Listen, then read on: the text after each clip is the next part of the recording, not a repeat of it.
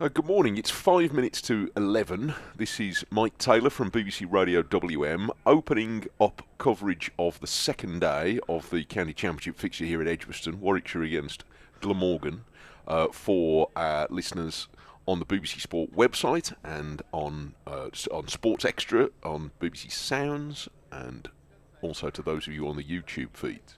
If I'm sounding slightly tentative, it is because I'm not sure that we're going to have cricket for you in the next 5 minutes.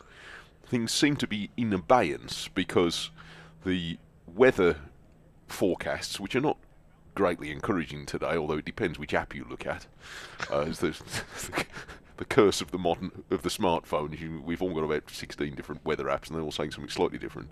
But what is undisputable is that the ground staff have got the hover cover on the pitch and have kept it there.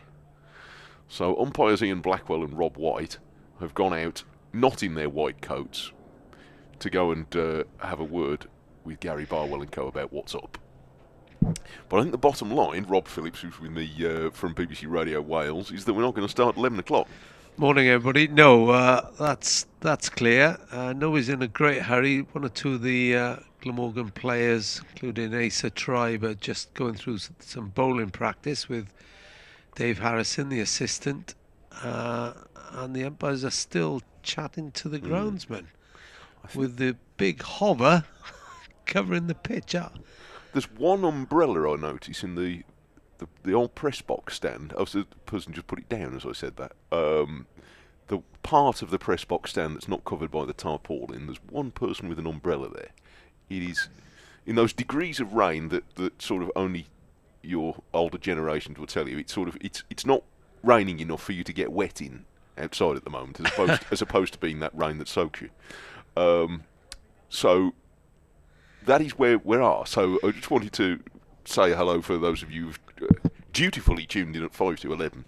Which will be a shame if we don't get away in pretty good time, because the game is intriguingly poised after a fascinating day yesterday. An eventful day with Glamorgan 341 for 8, having been 0 for 2. I mean, I'll be honest, I would have thought Glamorgan would be quite happy to get as many runs as they can. Sure they will. Hopefully with the last 2 wickets, and then have a bowl in this. Yes, I would have thought so. I mean, both team. I spoke to Ollie Hannon-Dolby, and you were talking to Ben Kellaway last night. And I think the shared consensus is that this score is about okay. They both use the word even. Exactly right. Yeah. Ben Kellaway said, "Look, we had a terrible start, but we think it's just about even." Yeah. And I was talking to one of the Glamorgan coaching staff, and they said, can't be unhappy with it, but obviously we'd like more runs. Yes.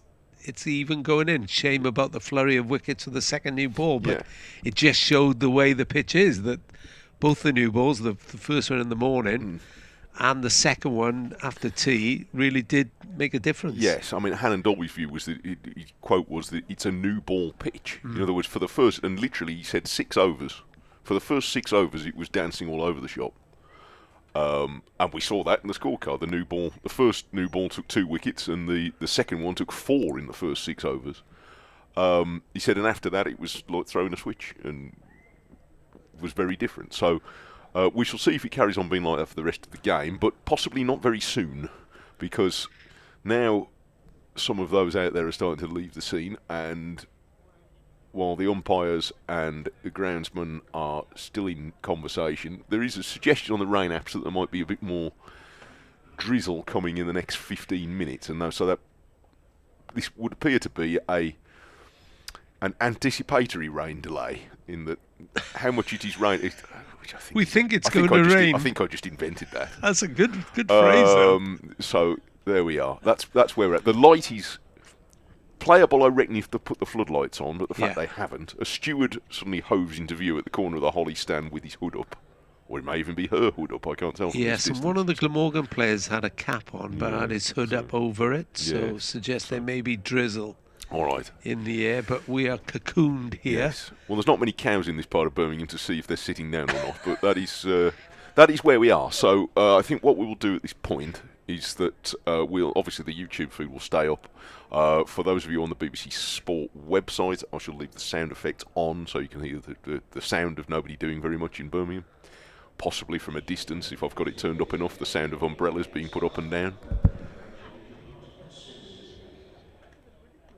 So there's an announcement there. So we're on hold here, but I really just wanted you to know that we're here and thinking of you, and thanks for thinking of us. But we shall come back to tug at your sleeve again as soon as it looks like we're going to get play. The first sign of it, you will hear the roar of the hover cover engine, which means it's being moved. But for the time being, it is deflated, as are we, because we're not seeing any cricket, with Glamorgan 341 for 8.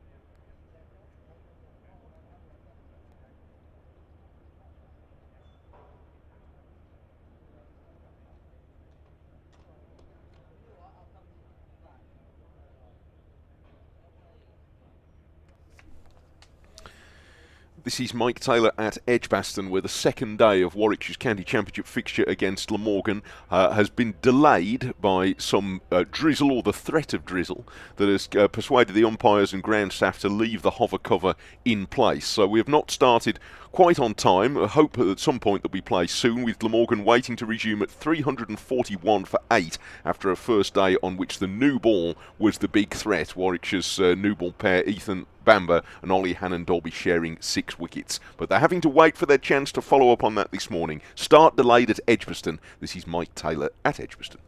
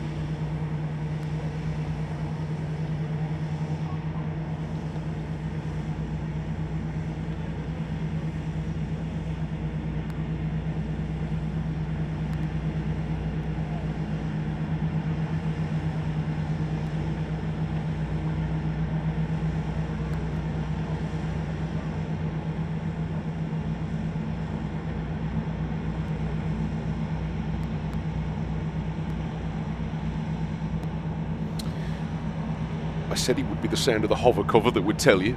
There it is, being taken away to... They're having to take it all the way across the ground to our left towards the building site because there isn't room in front of the holly stand. But that is the harbinger of good news. So if you're watching on YouTube, you'll have already seen that.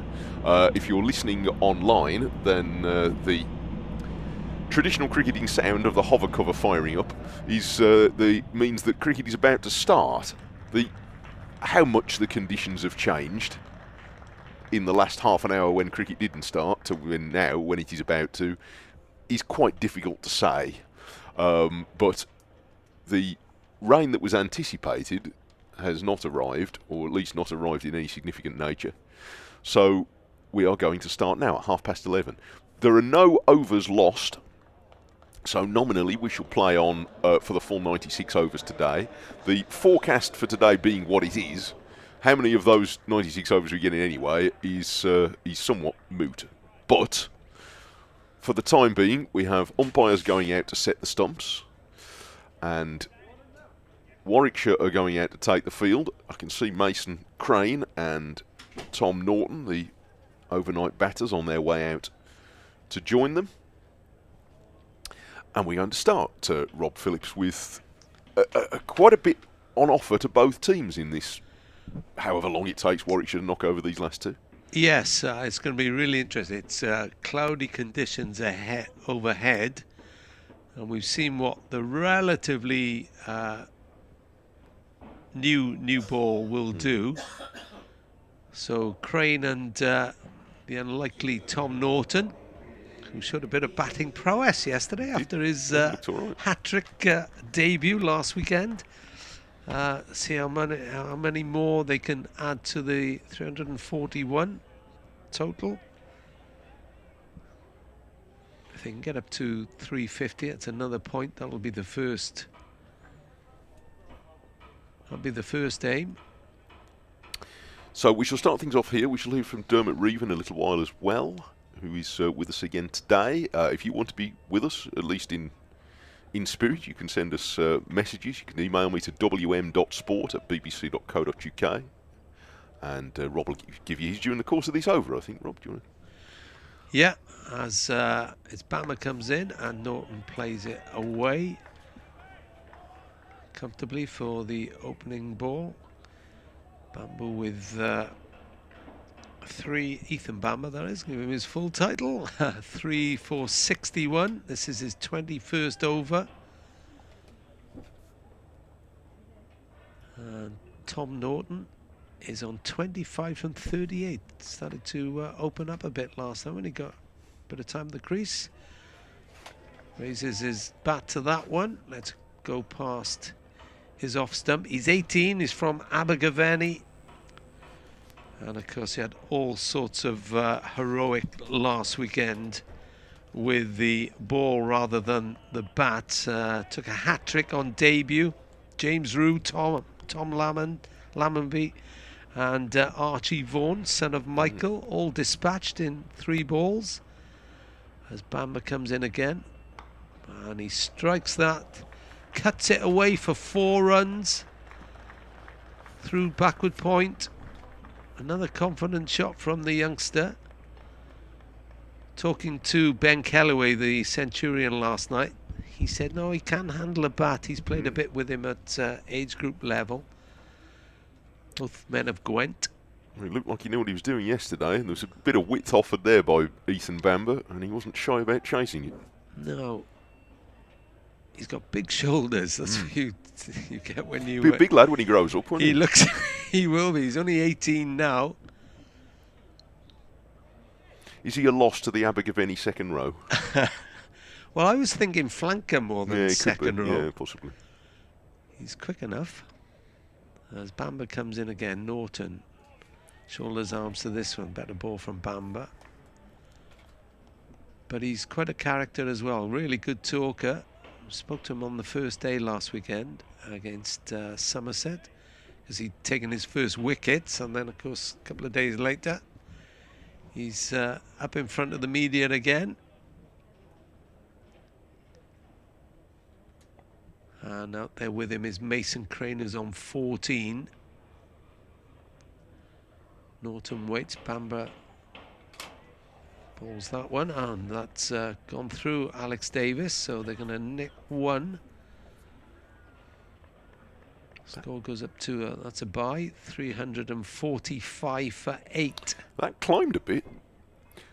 Just the occasional delivery did that yesterday, but it certainly came through quicker and higher than Alex Davis was expecting. So that's one to note, especially for the... Tom Norton will be noting it. You're thinking every time the ball misbehaves, if you're a Glamorgan bowler, you're thinking... Paying full attention to that. Yeah, quite. Well, these are bowler-friendly conditions at the moment overhead. As Crane waits, trying to flick that down the leg side, but didn't get a touch on that. So Glamorgan have taken 5 runs from that over, 346 for 8. We've only just started here, half-hour delay. So it could be a late one for us tonight, Mike. Well, it could be. The forecast is not so good. You'll miss the start of the Eurovision Song Contest, you see, if you're not careful. I should be devastated at that, of course. Wales not entered again this year? No, but we do have a connection. You ought to be quite good at it. Yeah, apparently we do have a connection. So I'll tell you all about that later. I know you want to know. I do. I'm a gog. But we've got to watch it on delay in our house because my youngest is away. So I am told I'm going to have to avoid the result, like match of the day, until tomorrow. So don't tell me if it's been won by... I was going to say if it's won by Brazil or something like that. But you've entered Australia now, can't you enter? Anyway, here's Ollie Hannon-Dobby with the results from the Halifax jury. Going to bowl to Tom Norton, who is forward in defence to push this away on the offside. He makes the bat look very small, Tom Norton. Yeah, he must have been a big lad at school. Well, he's only just out of school. That's true. Hannon-Dobby is already trying to, I think, get a bit of mud out from the spikes. So...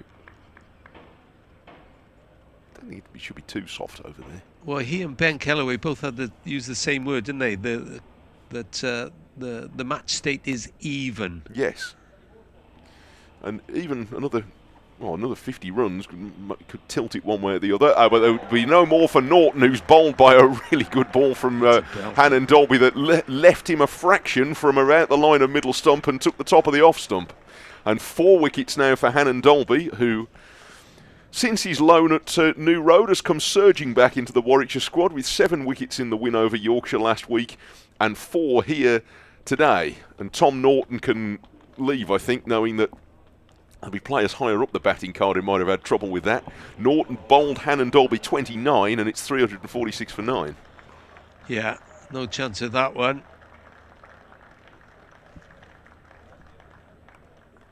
And enter... Ryan Hadley. Yes. Hero. Last day and a bit of the day before, hero against Somerset. That was a really good delivery. And Norton will can have no recriminations about that. Just moved away from him, didn't it? Pitched on off. Just a friction. Yeah, Ryan Hadley, who has yet to be got out. Yes. In his short Glamorgan career. 0-8, 0-11, 5 and 50 are his scores so far. The 50 last week, if you weren't following that, and Glamorgan fans most certainly were, to help, as night watcher, to help Glamorgan to win at Somerset, where he batted for 231 balls and he chased down... Yeah. Well, he allowed others to chase. I think it would be more accurate. Yes, having Dixon batted played 5 hours for 50, shot. but the whole taking the anchor role quite literally. But they wouldn't have won it without him, that's for sure. No, quite. So anyway, that might not be entirely the task in hand now. He's facing Hannon-Dobby with 4 for 46, coming in pretty gloomy conditions, and he turns his first ball off his pads very neatly to deep backward square leg for 1. So he can lean on his bat at the non-striker's end, confident in that he remains not out. With no average, you're going to have to get out once to get an average. But well, he'd be quite happy to go home without an average if he gets the chance. But to add to his total, it was an extraordinary innings, and the stream was really popular towards after tea last Monday. It was a fine win over a good Somerset side. 347 for 9. Hannon Dolby bowls to Crane, who he's forward carefully bat and pad together. There are 3 slips, a backward point, third man back on the boundary. They didn't always have one yesterday. Mid-off, mid-on, mid-wicket, and a deep backward square leg away towards the long boundary. Again, if you weren't with us yesterday, it's a rather lopsided playing area in so far as the pitch is well over to the Holly stand side. That's to our right, with a big boundary the other side. Hannon Dolby bowls to Crane, who reaches away from himself and guides this on the top of the bounce away into the covers. A very smart piece of fielding by Ed Barnard, moving to his left. Hadley was halfway down the pitch then, looking for a quick single.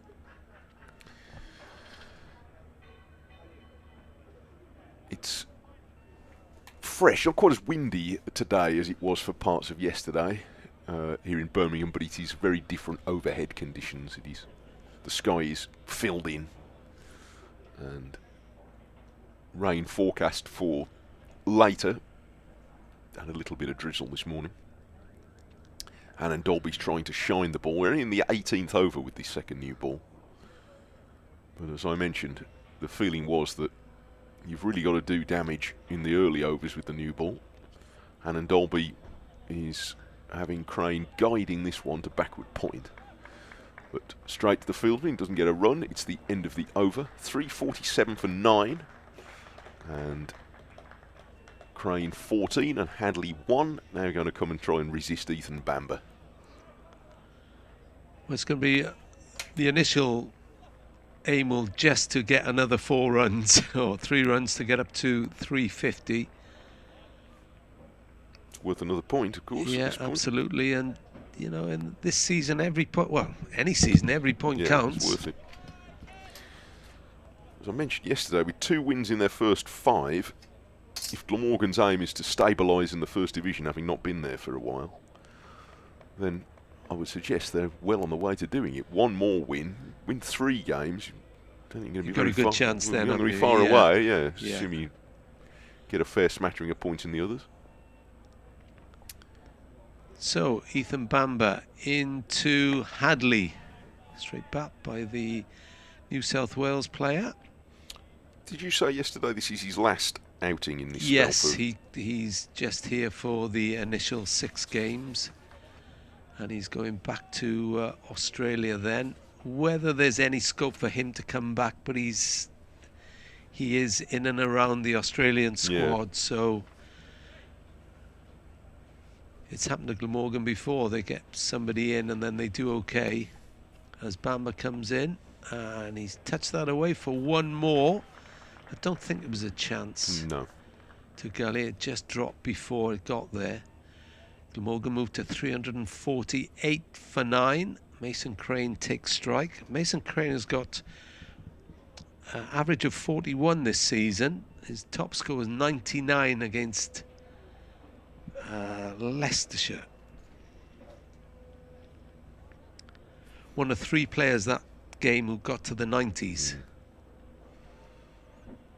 It was quite well steered by Hadley on the bounce, short of Golly. Third man's gone out now for Crane, so not quite attacking so much against him. Some sawdust being put down in the on the popping crease where Bamber's landing. Bamber in again. Crane cuts, and that's going to be 4, and Glamorgan go past the 350 mark, so they get another batting point. Up to 352 for 9 in 98.3 overs, 31 extras in that. Yeah, he's up for going for anything outside the off stump with a bit of width like that. Got a thick enough edge on it. You talk about confidence, and I think it intertwines with him. He's taking wickets as a leg spinner. Don't know how much work he's going to get here. Maybe on the last day he will fancy it. But the batting has come along as well as Bamber comes in. Punches that out through the offside, and they hesitated then, but they did go for the run in the end. So Ryan Hadley on strike now, 353 for 9. I don't know how much you need to think you're going to protect a fella who batted for 5 hours last week. I don't think he will. That's a slight thought then as to whether they were going for a single or not, but I don't think you need to worry too much about protecting Ryan Hadley. He can look after himself. No, he's had a great week. Bamber up past the umpire now. Hadley shoulders arms to this, goes through to Alex Davis, who had a bit of an injury yesterday, but he seems okay today. He's had 1 or 2 knocks actually. He cracked a finger at the start of the season, so didn't keep wicket in the first couple of games. He was getting over that. He has played in all the games, Alex Davis, batting at the top of the order. Former captain now, having been in charge for the last couple of seasons, passing it on to Ed Barnard this year. Bamber in again, balls, and Hadley straight back to that one. And it's 353 for 9 at the as we go into the 100th over.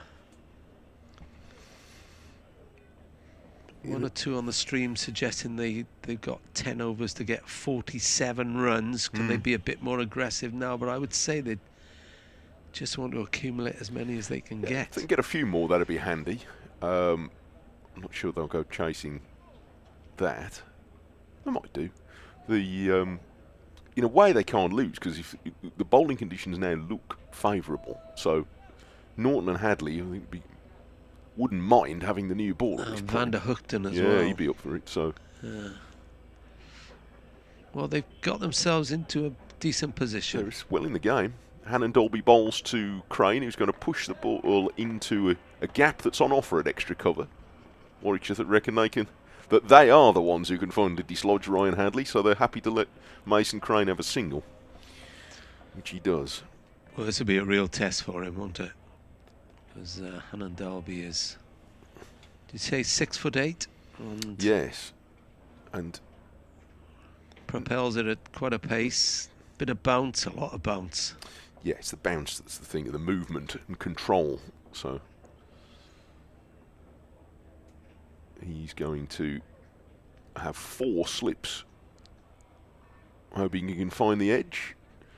And Hadley's very carefully forward to this, running it down along the ground to backward point, where ball's thrown in towards the slips, it weren't paying any attention. He was almost off again then. Ready to run at the first opportunity, Ryan Hadley. There's going to be one there. Not as many people. We're missing the soundtrack of the kids today. It's a shame. It's the big County Cricket Day promotion today, so you could come in for nothing. But the weather forecast, I think, has probably put some people off. But we'll see. Hopefully, we're going to see a reasonable amount of cricket for the people who are here. Hannon Dolby starts in again and passes umpire Blackwell and has Hadley turning a full delivery away into the leg side for no run. Zen Malik picks up. Of course, it's big club cricket day on Saturday as well, so a lot of people will be at their clubs, hopefully getting games started. If you want your club to have a mention, you can let me know. wm.sport@bbc.co.uk. I'd like to talk up if there's something happening at your club today. If you've got a big game, then let us know, because people listening to this living near you might want to go and have a look.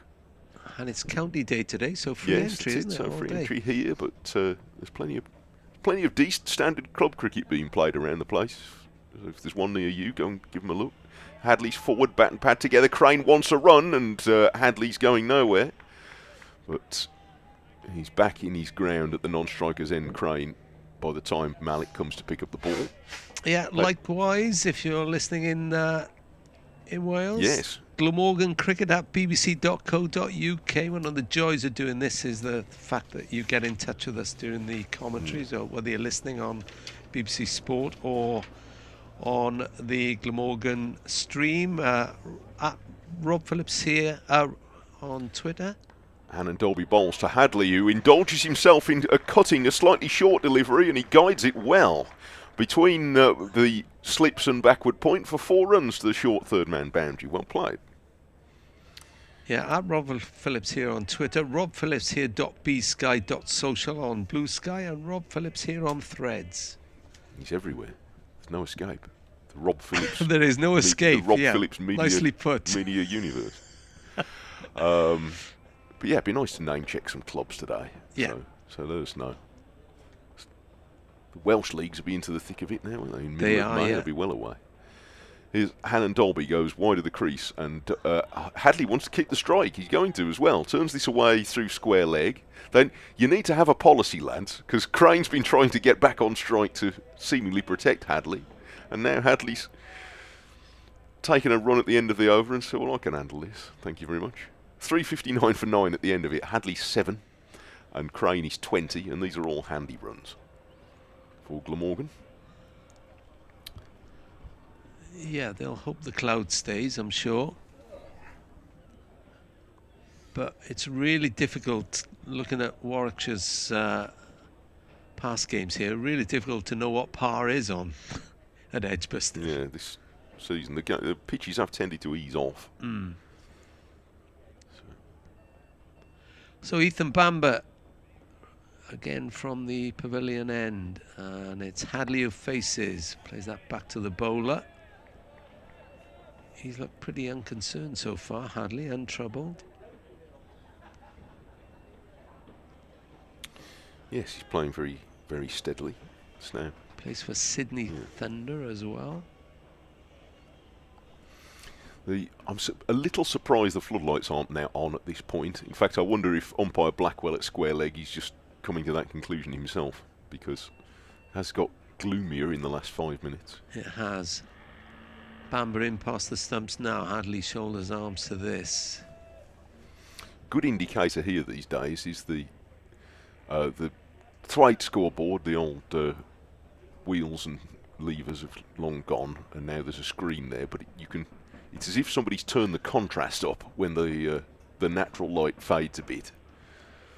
So it means you can read it slightly more clearly as well.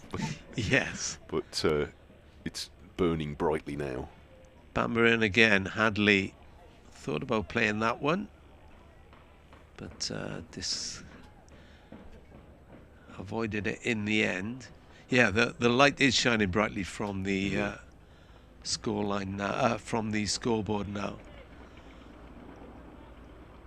And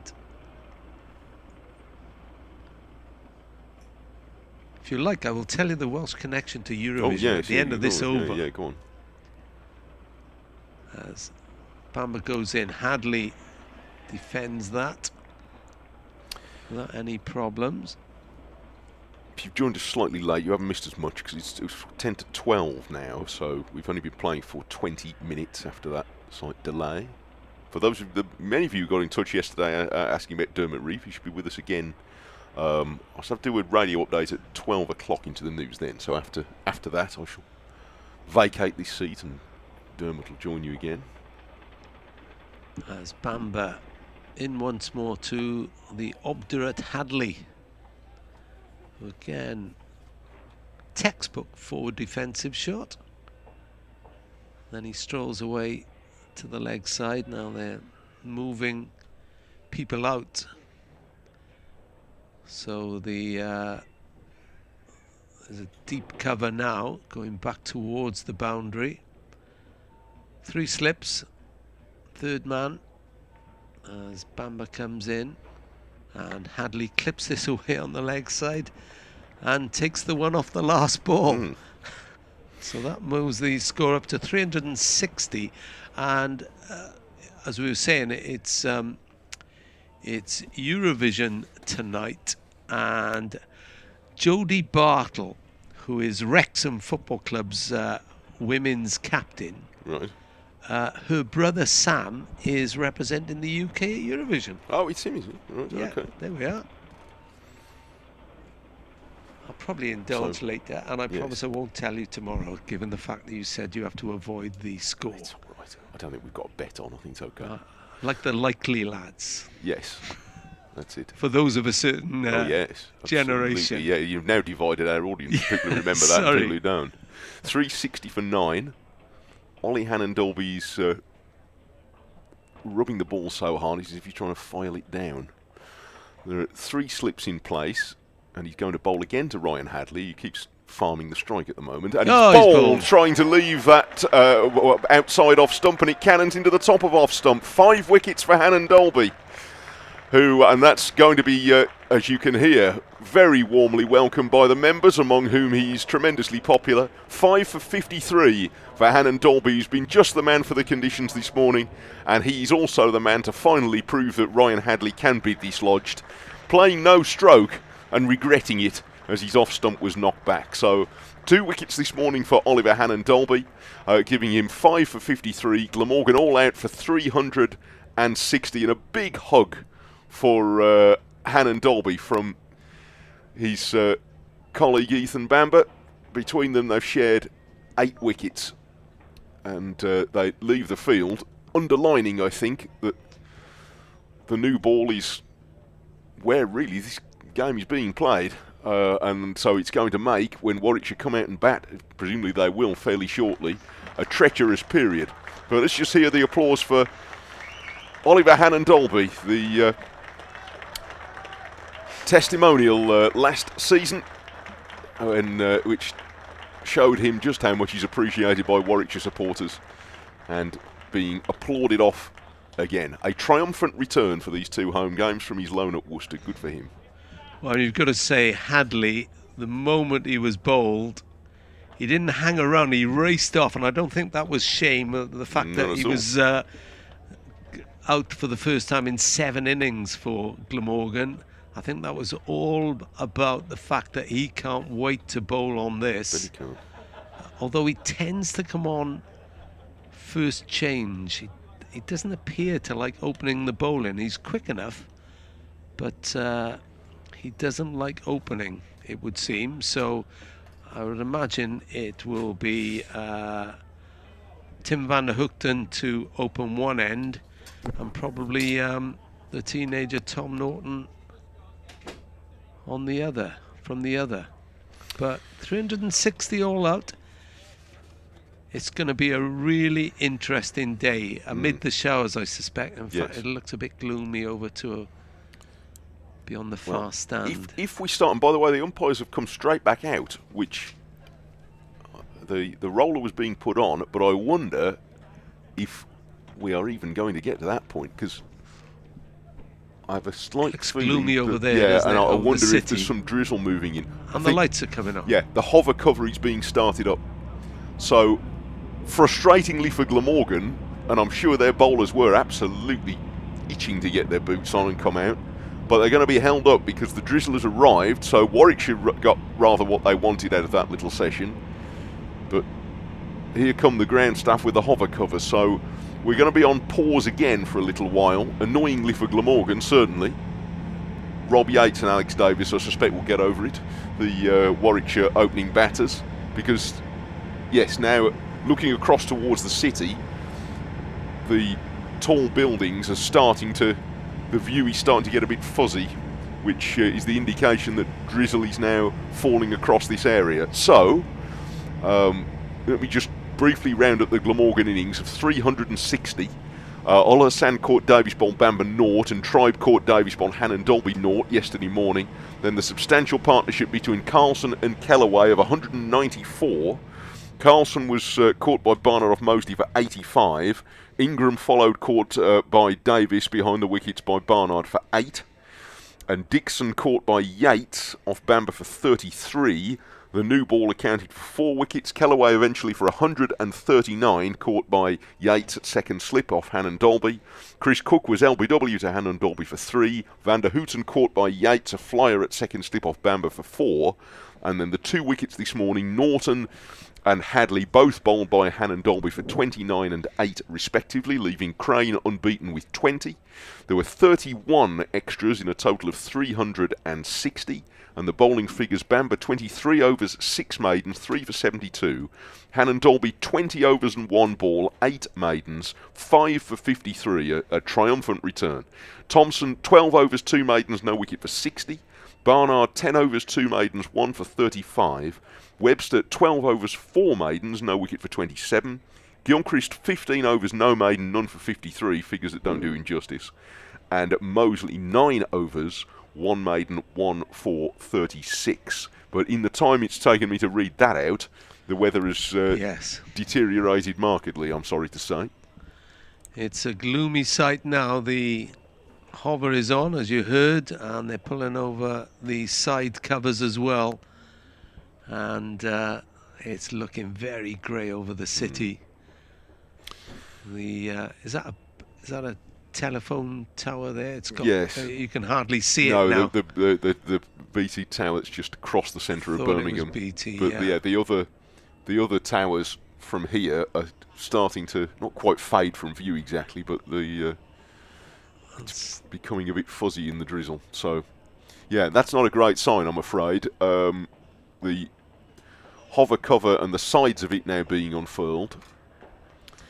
So it could be one of those days today. It looks it, doesn't it? That there will be passages of play, which is difficult for both sides. And one to get the batsman to get any coordination, and also for bowlers who stop-start have to all the time. So it's a shame, but hey. Well, we shall have to, I think, take a pause there. There'll be a local radio update coming down this line in about 5 minutes, and then we shall be in the hands of the conditions after that, I'm afraid. So we will, again, I'll leave the sound effects up, so as and when there is movement, you will hear it, and we'll keep you informed down this line if we get indications. But what we can say definitively at the moment is there's going to be no play, I would suggest, in at least the next half an hour, with Glamorgan all out this morning for 360. In the meantime, while we're waiting here, there are, I think, 6 games in progress currently, so if you want to follow one of those, then you can get them on the BBC Sport website cricket page, and maybe just check back in occasionally to see if we're back on or not. But for the time being, we are on hold at Edgbaston.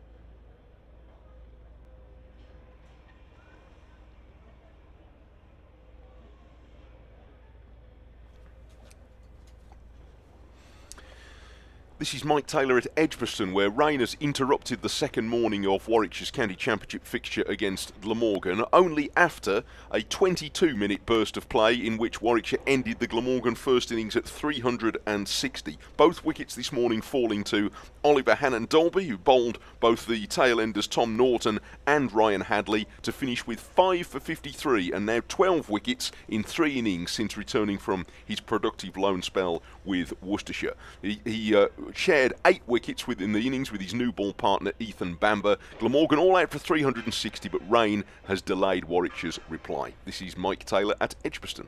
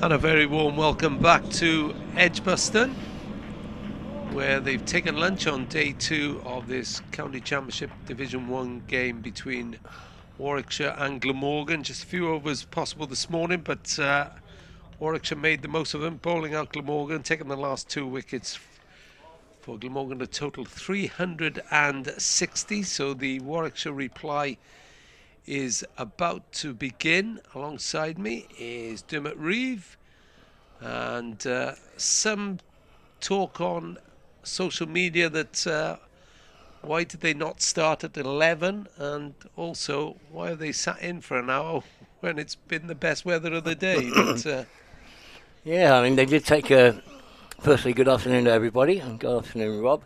Afternoon. Yeah, I guess it was a decision at that point that we need to have lunch at some point, so let's get it out of the way. But the forecast I saw was that there was going to be more rain later. Yeah, so I think there will be more rain later, yeah. So Glamorgan will want to make the most of the new ball, just as Warwickshire did yesterday morning. It's got a little bit lighter, but I don't suppose you'd worry about bowling in this, Dermot.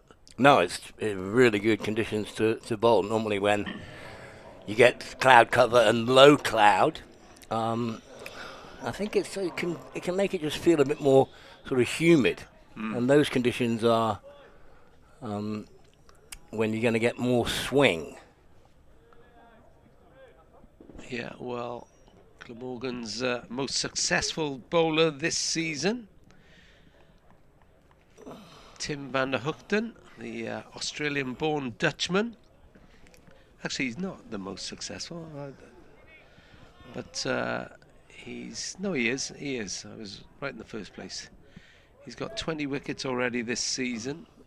Ryan Hadley has 19, and it's van der Hoogten with Rob Yates to face. Van der Hoogten from the Birmingham end, and Yates gets off the mark with a little touchdown to third man, which will just be kept inside the boundary. And he's gone through for 3 runs, which is a big improvement on Glamorgan at the start of their innings when they were 0 for 2 wickets. And that'll get the legs going as well. Just to, that's a 60-yard sprint off the first ball. Alex Davis is his opening partner, as usual. 3 slips for van der Hoogten. There's a point to cover, a mid-off, mid-on, and a mid-wicket. As van der Hoogten runs in from the far end, bowls, and Davis plays that down to point.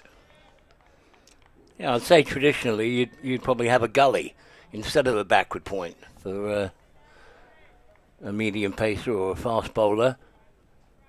But it definitely opens up a bigger gap through the gully down to third man to pick up an easy boundary. Yeah, there's a fine leg in front of our commentary box down below as van der Hoogten comes in, confidently met by Davis to play it up to the Glamorgan captain, Kieran Carlson, at mid-on with a easily noticeable big orange flannel hanging from his trousers. Can't miss him in the field. No. I'd probably ask for it to be changed to a white one, personally, because you're going to notice it, aren't you? Even if you're batting and he's at mid-on. Davis faces van der Hoogten, clips that away through mid-wicket, and that could go all the way to the boundary, although there's a chase on, and it'll just be kept in by Tom Norton, who will be bowling soon, I'm sure, the teenager. Yeah, I'm looking forward to seeing him in the flesh. Well, you can see him close up, or relatively close to us, Dermot. He's got big shoulders. Yeah, he's a big unit. And van der Hoogten, not yet got his radar in gear, I would say. Coming around the wicket to Yates. Past the umpire now, bowls. That was a bit more online. So would you describe him more as a seam bowler, someone who just comes over and bangs it on the line of length and flicks his wrist, as opposed to a swing bowler? Oh, he can make it move. This morning when the conditions were really cloudy, I think he would have really fancied this. It's got a little bit brighter now, but as you say, it's by no means the worst bowling conditions for him. As he bowls now, and that was a bit more like it. That went straight through to wicketkeeper Chris Cook. So 6 from the over. He's known for line length, bit of swing, and really accurate, which he will be a little bit disappointed with his first over, I suggest. And it looks like we're going to see Tom Norton from the pavilion end. As I said, Ryan Hadley, the Australian, who you probably coached. I did, indeed. He was about 6'8" then, as I think a 14-year-old, playing for Blacktown. He was already in the sort of New South Wales system. But yeah, I remember him, and a very keen father, and wanted him to be playing in the men's comp. So your first view of Tom Norton. Really well for himself. Ooh, that had a bit of pace behind it, didn't it? Yeah. Yeah, the first ball flew through to well, he should be buzzing after Chris Cook last week. Should Tom Norton, 18-year-old, hat-trick on his debut. He's in now and bowls to Alex Davis, and who drives it off the back foot up to mid-on, and there's no run. But yeah, these are good conditions to bowl for sure. When it's cloudy, and when we've got a complete blanket of cloud all over around Birmingham at the moment, it'll definitely do more than if it was all blue sky. As Norton's in again, and this one's wide of off stump, and Alex Davis lets it go. He's the youngest ever player to get a hat-trick for Glamorgan, and youngest on his first-class debut since 1906. To get a hat-trick. To get a hat-trick, yeah. He's in now and bowls, and it's wide of off, and Alex Davies lets it go, but once again, good pace.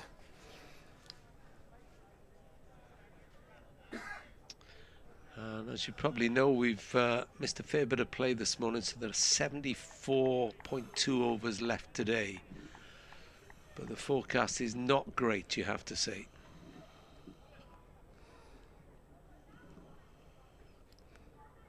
Norton's in again and bowls, and this is driven by Alex Davies, but he just gets an edge, and it flies through the vacant gully area down to third man for 4.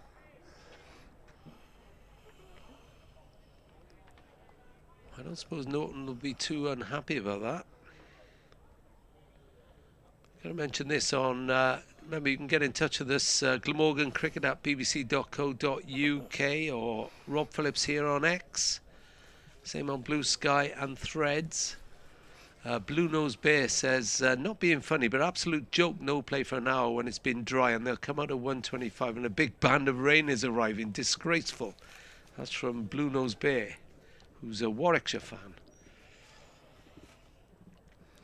Oh, they're just having an inspection of the ball.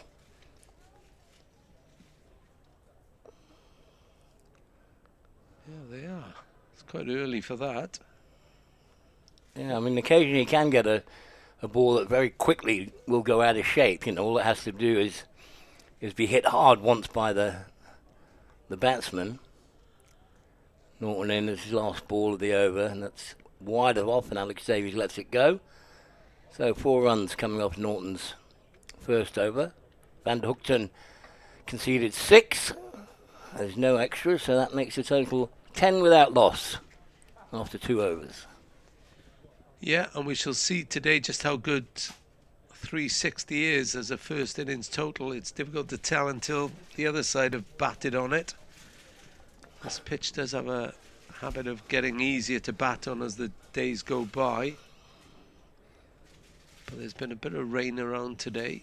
Not particularly heavy, more drizzle and hazy rain. But the haze is cleared now. You can see the BT tower in the distance. It was difficult to spot before. Here's Van der Hoogten again. And that was a mixture of bat and pad, I think, by Yates. As Van der Hoogten came around the wicket. Yeah, driving slightly on the up and an inside edge onto his back pad.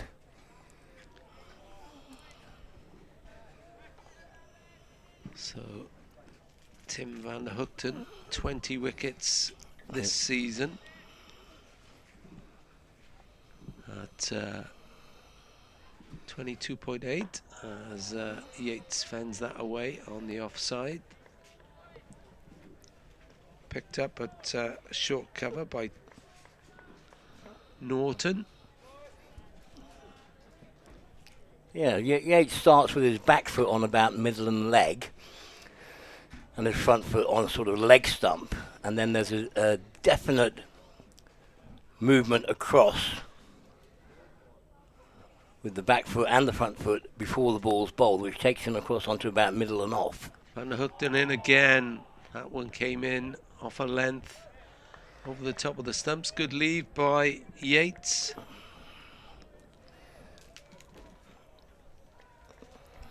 Yeah, I'm just interested to have a little look at this replay to see if the ball nipped off the pitch or was it swing. So, ooh, yeah, a bit of swing. Late swing and then it kept going. So he's getting the ball to move as he comes in again past the umpire and bowls now, and that one similar, always going over the top of the stumps rather than hitting them, but there looks to be enough there to keep bowlers interested, that's for certain. And Warwickshire will know the benefit of occupying the crease.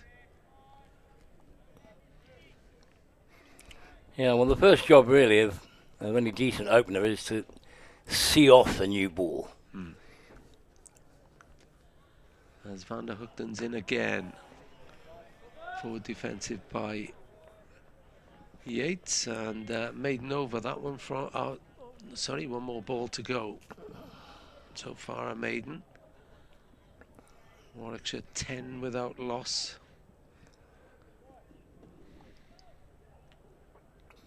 Yeah, ideally you don't want to expose your middle order to the new ball. Here's Van der Hoogten again, end of his second over, bowls, and solid drive by Yates, but straight to cover point, and there's no run, so that was a maiden by Tim Van der Hoogten, and Norton steps up for his second over. 10 for no wicket Warwickshire, Yates on 3, and Davis on 7. A sound start by the home side. Yeah, and you did say, Rob, you know, we're yet to see how good a total 360 is. But you would, you know, you'd bite your hand off any match of the season to go, we'll take that as a first innings score. And particularly having been put in, of course. Well, yeah, I mean, it's Norton in and a Yorker length, which is dug out by Davies. And I think there might have been a no ball signal there. Yeah, it's gone up to 12 without loss now.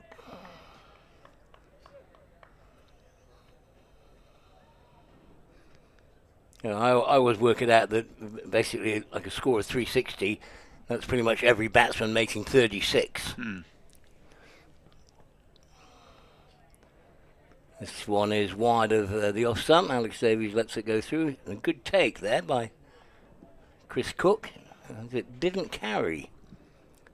Sometimes that's just the bowler not quite getting it right at release and not quite being in a good rhythm. And sometimes it's just the wicket. The ball just hits a patch which isn't as hard. Norton in again, and this one is a good line and length, bang on middle and off stump. And Davies, with all his experience, just knows that he should just defend that. He's very quick on anything short, Alex Davies, on offside or leg side. Quite often you get batsmen of a diminutive height that are very good on the short ball.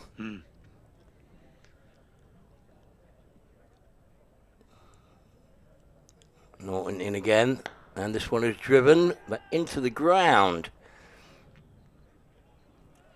Plucked out of the air by Kieran Carlson. Yeah, it was a good take, went quickly. A couple of yards either side, it would have gone for 4, but picked him out as he's a little bit squarer than, say, an extra cover would be normally. And there's a backward point and a mid-off, as well as 3 slips on the offside for Norton, who has just bowled this last one on a good line and length. And Alex Davies has said, I'm not playing at that. That's wide enough for me to know. It's not that corridor of uncertainty. People quite often talk about what is a good line and length. And really, I think if it's a good line and length, ask the question to the batsman, should I go forward or back, or should I play or leave? If you're asking those questions as a bowler, at the moment Norton's bowling with the width that Alex Davies just knows that I don't have to play at that. Yeah, he's allowing them to leave, really, isn't he? Too many. That was the interesting thing about the Warwickshire bowlers yesterday. They were bang on the money. Yeah. You had to play at every ball, and it, of course, accounted for Tribe and Ul Hassan very early.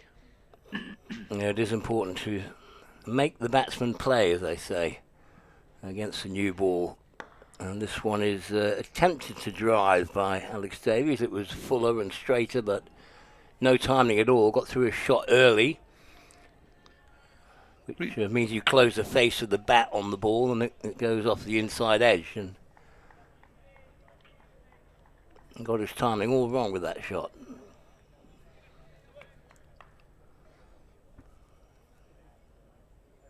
Last ball of the over, and Norton's in. And that's a better delivery, a good line and length, but Alex Davies knows it's bouncing over the top of the stump, so lets it go. And it's 14 without loss. Always welcome your comments. Rhys Jenkins is listening. Actually, he sent this a while ago, but I'll read it now. Listening in Newcastle, loving the comms. My dad and Martin often take me and my brother to Glamorgan games at Hartlepool, Stockton, Gateshead and Colwyn Bay. Back in the day, sadly the big grounds like Chesterley Street lack any atmosphere. Oh. It's a touch harsh, isn't it, on Chesterley Street? Van der Hookton bowls. And that's played down by Yates, no run. And somebody on the stream was noticing that Glamorgan run between overs. And they are conscious of the over rate these days because you can be dock points, etc. And it's I'm never quite certain how they work it out. And you can go from -1 to +2 very quickly if you get your skates on, or spinners are bowling, of course. Here's Van der Hookton again from the Birmingham end, straight through to Cook at wicket keeper. I remember my first season at Sussex. We had to bowl at a certain rate, and if we didn't, it was a fine. It was a monetary fine for the players. So the last match of the season against Worcestershire, we had to bowl at sort of 24 overs an hour in order to make up and not be fined. And all the fast bowlers were bowling off like 4 or 5 steps. Van der Hookton in from the far end. That one beat the bat of Yates. I think he fished at that one, or maybe it just pulled away at the last moment. But that was a one of the more testing deliveries. Mark Morgan has been on as well on Glamorgan Cricket at bbc.co.uk. Enjoying the commentary team at Edgbaston. Abergavenny Twos have won the toss and are batting at Avenue Road against Monkswood in the South East Wales League Division 4. Mike was asking for where you're playing today, your club cricket, as Van der Hoogten comes in again. For defensive by Rob Yates, left-hander. No run. Bridgend are playing Abergavenny first in the South Wales Premier League. Abergavenny Foods are also away at Bridgend. Go well to all involved. Kind regards, Mark Morgan of Abergavenny Cricket Club. You played at Abergavenny, yeah? No? I think I may have. Yeah, I don't recall. It's funny, isn't it? I don't recall. Van der Hoogten in. Yates for defensive again. Yeah, other than Swansea, where we used to play St Helens most of the matches against Glamorgan. I know that when I was with Sussex, we did play at one of the outgrounds that may well have been Abergavenny. Lovely ground at Pen a Pound. Van der Hoogten, last ball of his third over. He had to make a breakthrough. Well, that was better.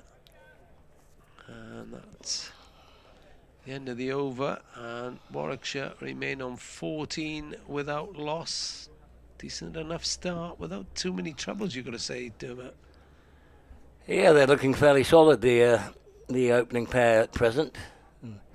Just watching Van der Hoogten last delivery. It was good leave by Rob Yates. Quite often with the angle round the wicket to the left-handers, it makes the batsman play more. Norton starts again from the pavilion end, and this one has beaten Alex Davies. It was a bit of a lazy sort of forward defensive.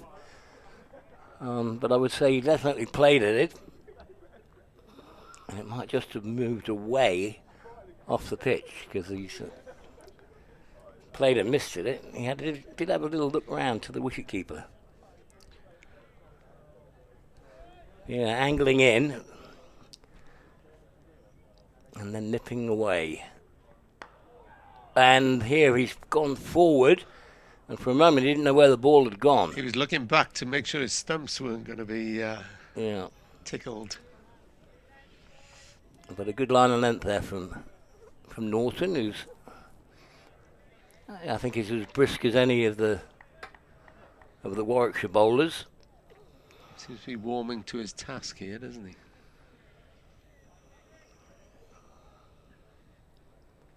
And he comes in again from the pavilion end, and that's short and pulled away, but straight to square leg. It looked like it had 4 runs written all over it there, that delivery. Alex Davies very quick onto the pull shot, but he hit it straight to the fielder. Mason Crane is there at square leg, on 3 or 4 yards from the umpire, with whom he's chatting now. Bit of company. Norton in. And bowls a good line and length. That's a good delivery, just held on the pitch slightly. Alex Davies had to adjust slightly and defended it out to backward point.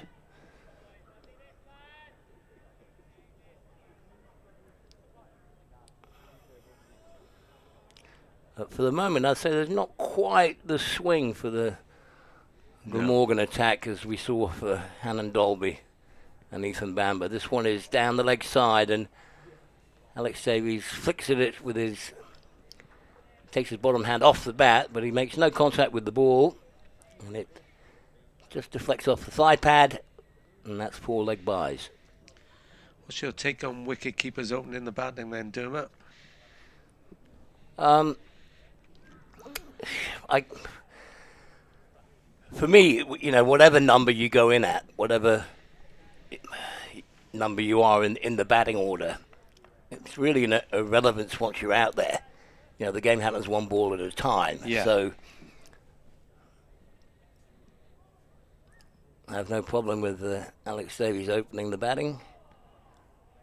That was a good line of length. That last one, that has gone through. He's let it go, but it did have good pace and carry on it.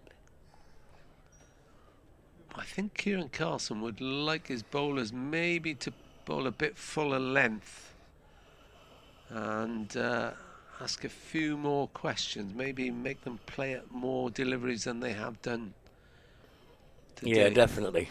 It's not been. They haven't been, you know, really attacking that outside edge or bowling deliveries that would hit the top of off. There's only been sort of 2 out of 6 that you say are in the right spot. So Rob Yates to face Van der Hoogten. Again, a forward defensive.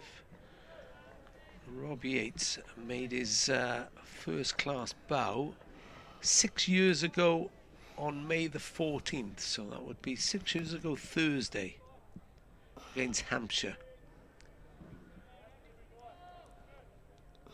And he's still employed. Good on him. Yeah. These days. Yeah, he hasn't had a P45 season yet. Quite. Actually bowls decent off spinners as well, Yes. but he didn't get a bowl. Van der Hoogten in again. That's clipped away on the offside for 1 run. Score goes to 8-19 without loss now, Warwickshire. And it's been a pretty comfortable start for them, you've got to say. First 6 overs, no real big scares. No, there was just that one edge by Davies that went for 4.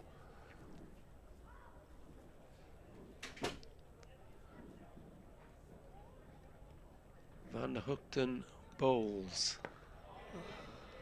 And that's pushed down. Back to the bowler again. And so far, I think Alex Davis and Rob Yates will be very happy with their start. Only 19 on the board, but compare this with the start yesterday, where for an hour it was torrid for Glamorgan. Van der Hoogten over the wicket this time. Bat and pad on that one. A muffled shout to start, and then the fielders realised it was bad. It was bat. I see what you mean by Carlson being an energy bunny out there. Well, that last delivery, it was just sort of an inside edge of short leg, and he was at mid-off, and he ran to the stumps at the bowler's end. That battery advert could be him, you know. Other batteries are available. Van der Hoogten bowls again. That's a clip drive through mid-wicket for 1 from Davis, who goes to 8, and the score to 20 without loss. There he is, he's running across to collect the ball again. As the slips swap sides, Ingram, Asa Tribe, and Sean Dixon is the 3rd slip. He's not a massive attacking captain, Kieran Carlson. Van der Hoogten coming around the wicket to Yates, who plays that to just off the square, and there's no run. And Carlson's already at our end, waiting to have a chat with Tom Norton if he so desires. And it's 20 for no wicket. I'd say in general that the pitch is a little bit on the slow side. I just feel it's not quite coming on. You just need to be holding on the pitch slightly, and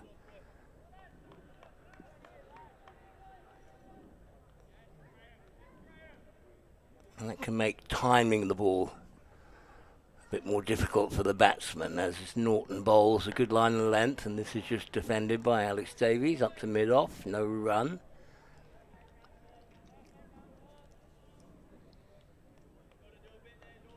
You know, it's not the kind of pitch that you'd really get trouble by a fast bowler, banging it in short and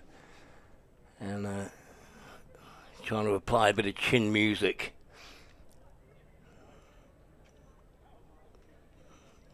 Norton in again, and that's just a good line of length, and it's easily defended by Alex Davies. Plenty of time to play a defensive shot, and it rolls out this time to square leg.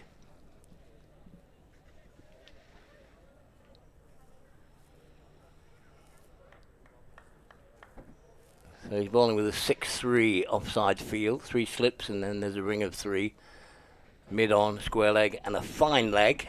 And he comes in here and bowls it full, and is driven. And well fielded by Carlson at extra cover. Got better timing on that shot, Alex Davies.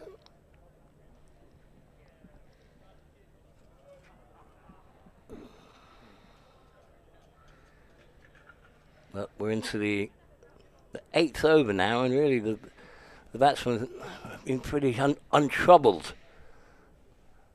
by the Glamorgan opening pair. This one short and wide, and a very good stop. I think it might have been a chance, actually, the backward point. Alex Davies played it away from his body, and just judging by the reaction of Carlson at extra cover, and also by the fielder. Zainul Hassan there, and he looks up to the heavens as if to say, he's still looks like he's reproaching himself. Yeah, looking at the bowler's reaction as well. He's diving to his left, but Alex Davies playing away from his body with a straight bat. wasn't a cut shot. Just played a back foot drive, and backward point nearly snaffled it. Now Rob Yates on strike, and he's going to get a couple of runs here. Knocking it off his hips to behind square. And Hassan does the fielding. And he'll hope that that's not going to be a costly miss. Alex Davies drops on 8.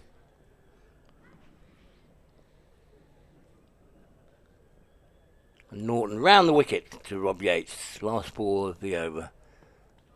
And that's a good line and length. Rob Yates just defends it to mid-wicket. And that's the end of the over. And Warwickshire move on to 23 without loss, but they could easily be 1 down. Yeah, that was Zainul Hassan is just practicing catching that again. Bit late now.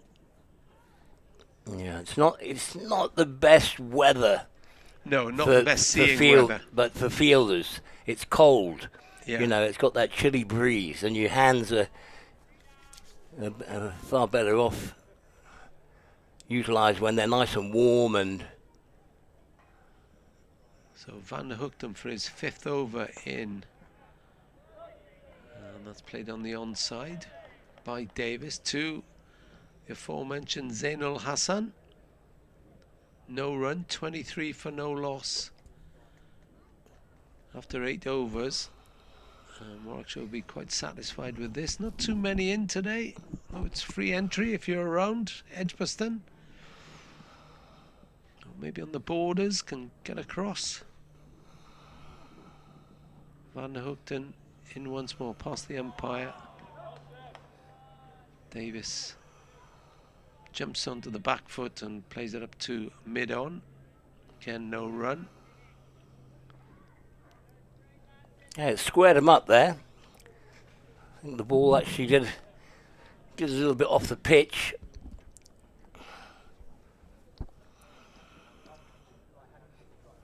But yet to make a breakthrough, Glamorgan. Van der Hoogten 2 maidens so far. As he bowls now, once again Davis is quick to just push that back up to mid-on. No run again.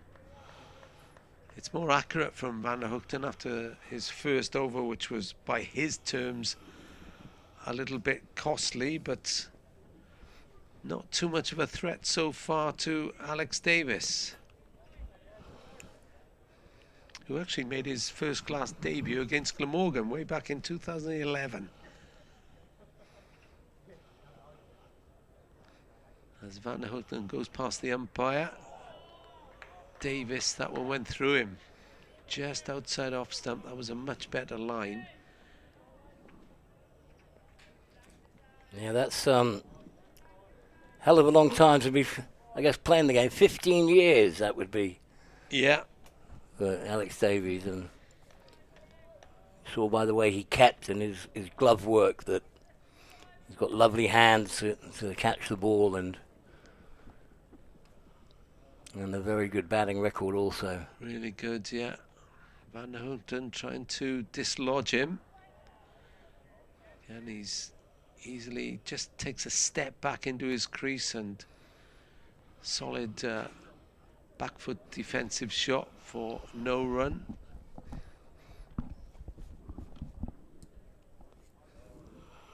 And it's been a fairly sedate start for Warwickshire, and they will be delighted by that.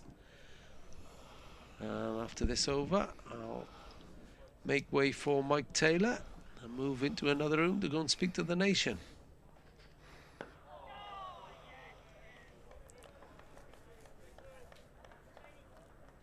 No run on that one either, so that's the end of Van der Hoogten's over. And after 9, Dermot, you talk while Mike takes my place, and it's 23 for no wicket, Warwickshire.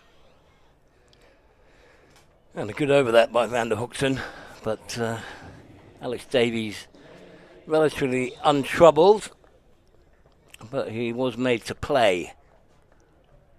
I think every delivery in the over, and one of them just went past the outside edge.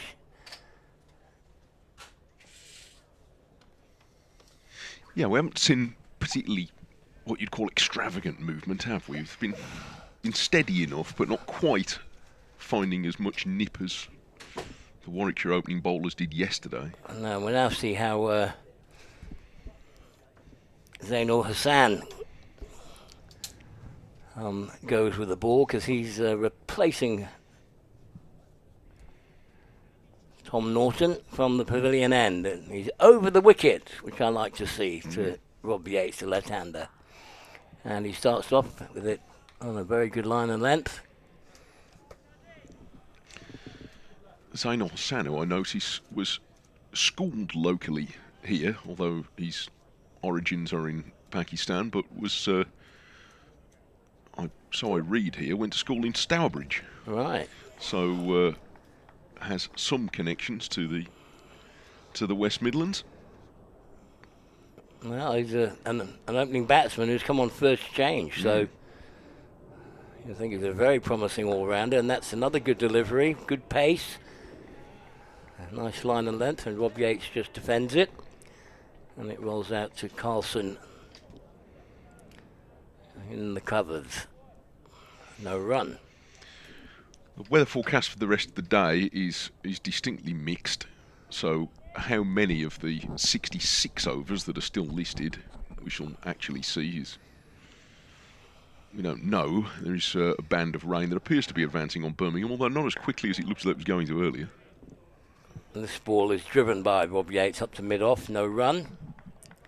For a moment I thought he'd got it straight enough to get past the bowler and get past the mid-off fielder. It's a decent start, first 3 balls by Ul Hassan. He's made Rob Yates play all of them, and they've all been an attacking length, drawing the batsman forward. He's in again now and bowls, and this one's down the leg side. And Cook dives across and prevents any leg buys or buys.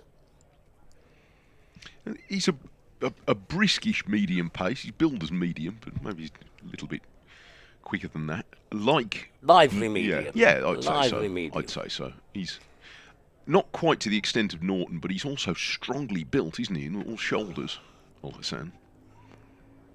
Yeah, and this one is on a good line and length again. Yeah, he generates a good pace off off what is a short run. It's only sort of 5, 6 or 7 sort of strides. Yes, and he's really before he jumps, but there's good momentum through the crease.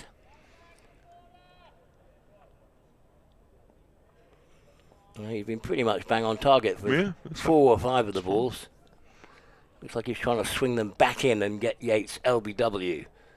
And he finishes with a good ball, which is a dot, so he starts with a maiden.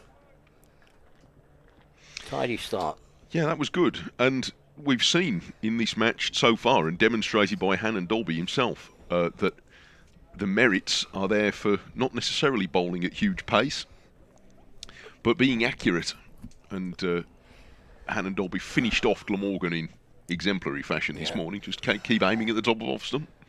But he swung the ball. I think he swung the ball more than any other bowler. Yes, that's true. Good control, but some late outswing, getting good bounce, which we haven't seen from the Glamorgan bowlers. No, it was craftsman's work. 5 for 53 for Ollie Hannon Dolby. 12 wickets in 3 innings since coming back from that loan, which is ideal for him. Here is the start of a new over, Van der Houten 6th, and Davies is just playing that a little bit in front of his front pad and nudging it up to extra cover, where where Ul Hassan is waiting. Still 3 slips for Van der Houten's bowling from the Birmingham end. Yeah, there's very little footwork from Alex Davies that last ball. Just a tiny step forward, and then it was all bat. He's forward here carefully to push it away into the offside. He's had a bit of a patchy season so far, Alex Davies, and he has had 1 or 2 injury issues. Had a damaged finger in one of the games, although he's played in all of them. But a few low scores after a good half-century in the first game against Surrey. And obviously keeping wicket now after Kai Smith had started the season with the gloves. I feel he needs a little bit more work before keeping wicket regularly. Forward comes Van der Houten, and comes Davies to the next ball from Van der Houten and pushes it up on the offside towards mid-off. Yeah, well, with Davies keeping, what it does for the balance of the side is it allows Warwickshire to play another bowling all-rounder. Gives them an extra sort of, well, you call it an extra player to the bowling list. Yes. And they've got a very strong middle order with Webster and Barnard at 5 and 6. Yes, Davies is beaten by one that looked as though it might have just scuttled a little bit. It went through lowish, but nipped away from the line of off stump. Yeah, and Zen Malik they can have at 7, so that does reinforce it with Webster and Barnard able to bat higher up the order. So you can have 6 seamers and still have Yates and Mosley as credible slow bowling options. So there's a lot of choice this season. Of course, Booth and Barker both injured at the moment, and Chris Wokes his workload being managed. Here is Van der Houten bowling again to Davies, who's defending in front of his front pad, back to the bowler. Yeah, I'd say that it was probably only Jordan Thompson that didn't, really get the ball in the right spot and keep the pressure on the Glamorgan batsman. But Barnard and Webster, they do a good job for the side with the ball. But I'd say currently they're predominantly better batters. Yes. Van der Houten bowls outside the off stump, and Davies just places his front pad there and raises his arms, lets it pass. So 3 maidens in a row now. Warwickshire 23 without loss after 11, replying to Glamorgan's 360. The sky it feels a little bit lighter, certainly, than it was earlier, but it doesn't look as though we're going to get an uninterrupted afternoon. But for the time being, the conditions are okay. And Ul Hassan continuing from the pavilion end over the wicket to Rob Yates, who's forward and just pushes it into the offside and there's no run. And they'll be happy to go along steadily enough. Ollie Hannon Dolby said in his little piece he did with me last night that they felt it was really a new ball pitch. And extremely so. So that he said even with the second new ball, for the first 6 overs it was going all over the place and then very quickly stopped. Yeah. So. And Yates drives, but with no timing at all, and gets an inside edge up to mid-on. So Ul Hassan has sort of, I guess, being a sort of Worcester area. Yes. Has slipped through the net. Well, he seems to come here. I note on his record here, it says Pedmore Technical College in Stourbridge, and then moving on to Herefordshire eventually. Right, and he's now hit for 4. Whips on offer for Rob Yates, who plays a back cut. Nice shot. No risk at all in that one. He hit it down straight away and gets 4, as opposed to Alex Davies, who hit it uppishly to Ul Hassan at backward point off Norton and was dropped. Yeah, it's a good confident stroke from Davies, who's had a little bit of form in the early stages of this season. So yeah, Ul Hassan a little bit later to start, so his Glamorgan debut not coming till he was 22. And that looked a slightly slower ball. A good line on that outside off, and Rob Yates lets it go. But played in all of the championship fixtures last season. Zain Ul Hassan to help Glamorgan to promotion. 500 odd runs and 15 wickets. So. Comes in, bowls now, and this one's outside off. Good carry. Good carry through to wicketkeeper Cook. But wide enough that Rob Yates has nothing to do with it at all.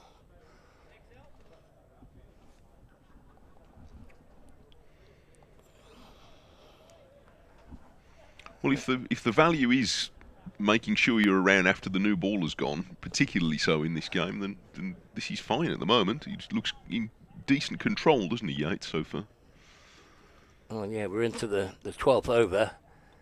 And he's a big appeal, LBW. He's given in, the finger's gone up. That looked like what Ul Hassan was after, getting some late swing back into the left-handed Yates and gets the LBW decision. Yeah, it's well bowled. He was, as you say, he was probing for that, staying over the wicket, and it was pretty straight. Just it sounded in the effects microphone as though it was a little bit woody, but it might have been pad first if it did indeed hit the bat. But anyway, it looked quite straight on that first view we saw, I think, on the screen. Yeah, well, that's the benefit of bowling over the wicket. Yeah. If you do swing the ball away from the right-handers or into the left-handers, you've got far more chance of an LBW decision if you're over the wicket. Because if you're around the wicket, the angle is always really against you, and you're unlikely to get an LBW unless you hit the batsman on the back foot. Indeed. But when you're over the wicket, a batsman can play like Yates, and you get half forward, and it's like left-handers bowling, left-arm overs who bowl to right-handers. Yes. Something like John Lever back in the day, or, a Trent Bolt in the modern era. That, all they've really got to do is find a little bit of swing back in, beat the inside edge, and you're going to find yourself in the hunt for a few LBW decisions. And on that occasion, Ul Hassan has got an LBW in the positive. Well, it's a good start for him. A wicket in his second over. 27 for 1, Davies LBW to Ul Hassan for 10. And now Van der Houten, he's going to continue his long spell. 6 overs, 4 maidens, no wicket for 8 so far. And he's going to bowl to Alex Davies. Dan Mosley is the new batter at 3, and Davies is beaten by the first ball of this over. Just pushing down the line of off stump, and Van der Houten managed to nip it past the outside edge. 3 slips in place as they've been throughout. There's a cover point now, come round a little bit squarer. And extra cover, mid-off, mid-on, mid-wicket. And a long leg in Norton, who put in an enormous throw when he was in the outfield at the start of the innings. Right from that far long rope, and it went over the top of the stumps and was taken 10 yards the other side. It was a mighty throw. This is defended by Davies, back on the onside. You've got to have somebody with big shoulders fielding on the boundary on this side, because it's a long one, but that's not a problem for Norton. Yeah, I'd say that Van der Houten is predominantly just coming right over the top, sort of with his if you think, fingers and seam at 12 o'clock. Yeah. But then on pitching, the ball just seems to hold and sort of leg cuts. This one, Davies defends back up the pitch. He's not getting swing. No. But he's getting that movement where if he gets it right and hits the seam and on a good line of length, it just does enough. Just holds on the pitch, but goes ever so slightly from leg stump to off stump. And that's why Alex Davies has been troubled and played and missed at a couple. 27 for 1. He's waiting now for Van der Houten, who goes close to the stumps, and Davies turns this off his hip. He wants 2. He scampered the first one, but they will think better of it because Norton is already on his way around to fire in the throw. Yeah, very athletic. Yeah. Fielding there. Really attacked the ball. Nice pick up, nice throw, flat throw. Yes, you can't really take one on his arm with any great confidence. Need to be wary of that. So here's the left-hander, Dan Mosley, started the season with a century against Surrey. He'll be missing the first, I think, 3 Blast games because he'll be away captaining the England Lions, which is a nice thing for him to be doing. Ace of Tribe of Glamorgan will be in that side. And here he is now waiting for Van der Houten and defends this first ball away on the offside. Again, 3 slips for the left-hander. Van der Houten, he's going to carry on coming round the wicket as he did to Yates.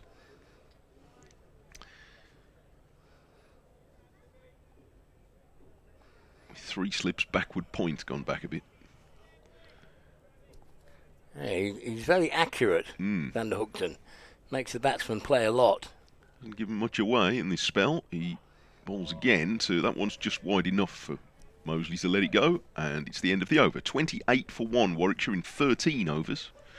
Davies now at 10. Mosley has joined him after the loss of Yates.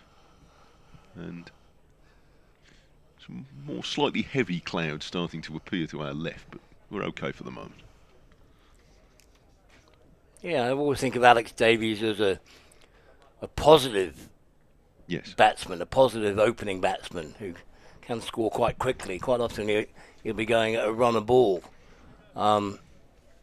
He's had one pull shot where he picked out the fielder. Other than that, there haven't been any pull shots. Been a wide slash that edged and went to third man, and he's also been dropped at backward point, but a little bit slow going for him. He's only made 10 from 46 deliveries. So he's had most of the strike, and he's on strike again now to Ul Hassan for the first time, I think. And that's a good delivery.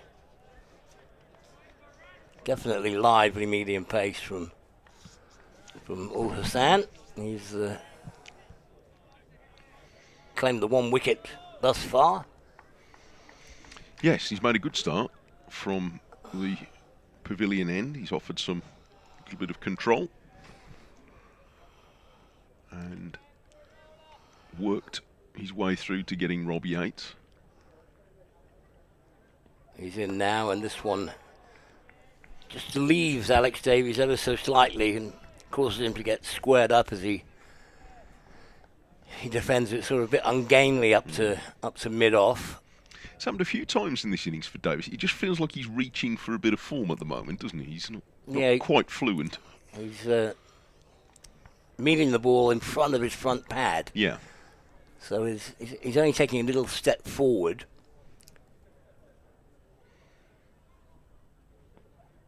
And this one he hits fairly sweetly up to mid-on for none, but I guess he feels he's missed out a little bit.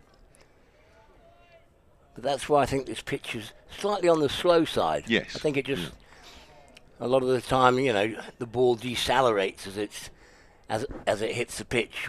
It comes off a bit slower. So you need to be careful with your driving. Make sure you meet the ball late. And this one's flicked away over square leg for 6. Fantastic shot. Rothesay straying onto leg stump, a half volley. And Alex Davies gives it the full treatment and puts it halfway back into the holly stand. Yeah, I mean, it's a small boundary that side, as we've been saying, but it was a good contact and it carried well beyond the boundary. Maybe I'll just ease things a little bit for Alex Davies.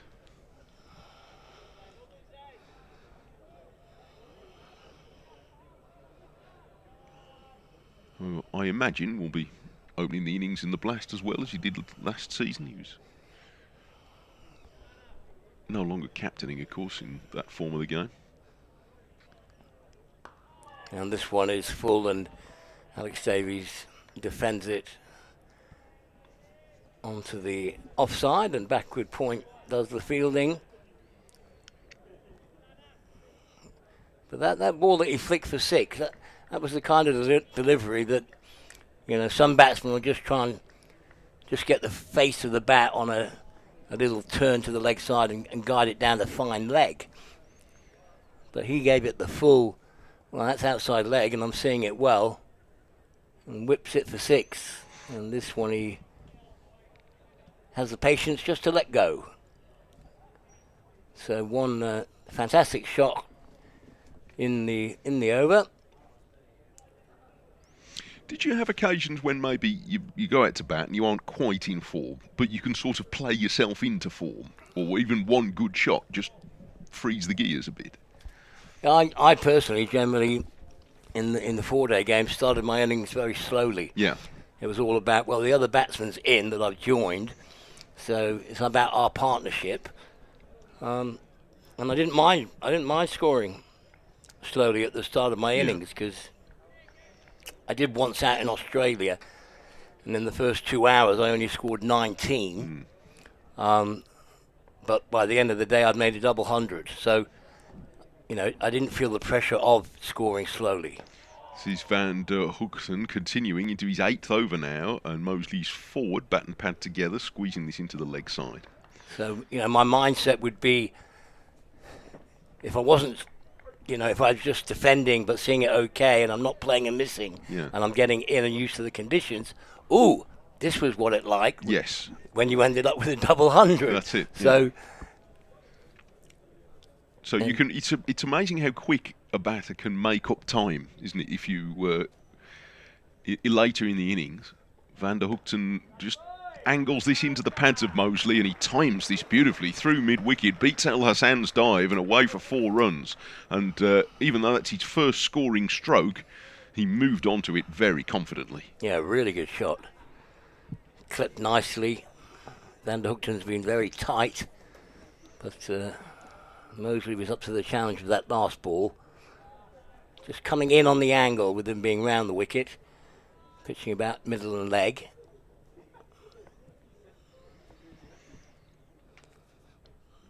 Round the wicket comes Van der Hoogten, and this is defended by Mosley. I think a lot depends on where, for example, where you bat in the batting order. So for me, going in at, say, number 6, I saw it as my responsibility to stay there with the other batsman who's in. Yes.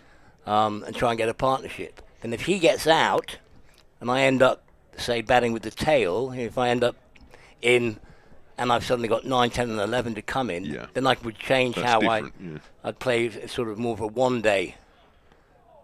He's Van der Hoek angling this into Moseley, and he's going to help himself to a run to deep backward square leg, just nudging it away from his hip. Yes, you can adjust. You can go through gears, can't you? Yeah, so that's the thing about the game. It happens one ball at a time. Yes. And your intent as a batsman, it could be just right. My intent is just to get in and play safe and try and score safe runs. But then later on in the innings, you're thinking, oh, I'm going to be a bit more adventurous and I'll be skipping down. And if I'm batting with the tail, I'm trying to keep more of the strike. Van der Hoek's and bowls to the right-handed Davies, who shuffles across to the off stump and then sees that there's plenty of room to leave that. Yeah, if you think of that innings of Ben Stokes against Australia at Headingley with Jack Leach. Yes. You know, for me, Tim Payne got the tactics totally wrong because he was still keeping a couple of slips for Stokes. So there were enough gaps for Stokes to be hitting 2s and 4s. Yes. When really what you should do is put everybody on the boundary, you know, for Stokes. And I think they did learn from that. And then the last 2 balls of the over, you bowled 2 bouncers. Van der Hoek and bowls. Davies is forward and defends away on the offside. And it's the end of another over, 39 for 1. But because he famously started that innings very slowly, Stokes, and then stepped it up as the conditions demanded. Well, quite often what happens is the side will put nearly everyone back. They don't want to put everyone on the boundary because they think, oh, that's going to make me look like a very defensive captain. Yes. But then with 2 balls to go in the over, they bring up the field to stop the 1. Yeah. And what that does to the batsman is goes, right, they brought the field up, I'm going to hit 2 4s. And then I'm going to hope Jack Leach just plays out a maiden. And, you know, you suddenly start going along at 8 and over every other over. Well, Hassan is going to try again. 3 overs, 1 for 10 so far. And he's going to bowl to the left-handed Dan Moseley, who is forward and getting that off a thick edge, running down towards fine leg. And wicket-keeper Cook goes after it. They take 1 run. He was nearly in business again with an LBW there, but Moseley got enough of an inside edge on it to get himself a single. Yes, remaining with the over the wicket line to the left-hander. Yeah, he's just getting a little bit of late swing. But he's bowling an attacking length, which means he's bringing the batsman forward. He is. 40 for 1. And again from the pavilion end, and this one is flicked down the leg side by Alex Davies. And Hassan thought, well, he might have been in again at a chance of an LBW. But Alex Davies has probably taken this off the stumps. Yes, I think he has. He's quite confident off his pads against Hassan. Not that Hassan has bowled there very often. But no, well, it was on leg stump, maybe just outside, but Alex Davies in his stance is pretty much with his feet on middle and off. Yes. So he's quite a long way across to the offside. And this one nips back a little bit, and he defends it. And he points his bat at Dan Moseley and says, no. Good early call.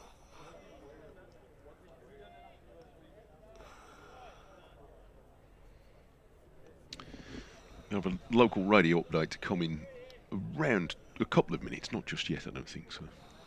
Just listening out for that. That was actually a nice in-swing of that last ball, so that's showing that he can swing it both ways. And this one's a good line and length, and Alex Davies plays better forward defensive. He got a bit more of a stride, slightly bigger stride in with the front foot.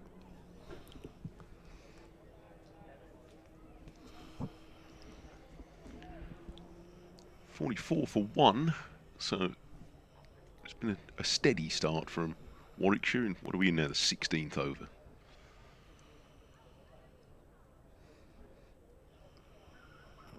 Hassan's in and finishes with a good line and length, just shaping out slightly.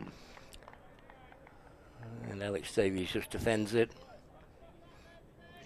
Yeah, he looks as though he'd be able to get the ball to skid on a bit, doesn't he? He's quite an interesting bowler, sort of running through the crease a bit and generating more pace than you might think. Yeah, it's only about sort of nine strides for him to get to the crease, but he keeps the momentum going through. You know, he actually runs in quite fast. And here he's been hit to leg. Again, it's outside leg. Wayward ball, and Alex Davies is latching onto those very quickly. He got one down the fine leg, but he's also hit 2 sixes now. And that brings up the Warwickshire 50. And the 16 overs gone, 50 for 1.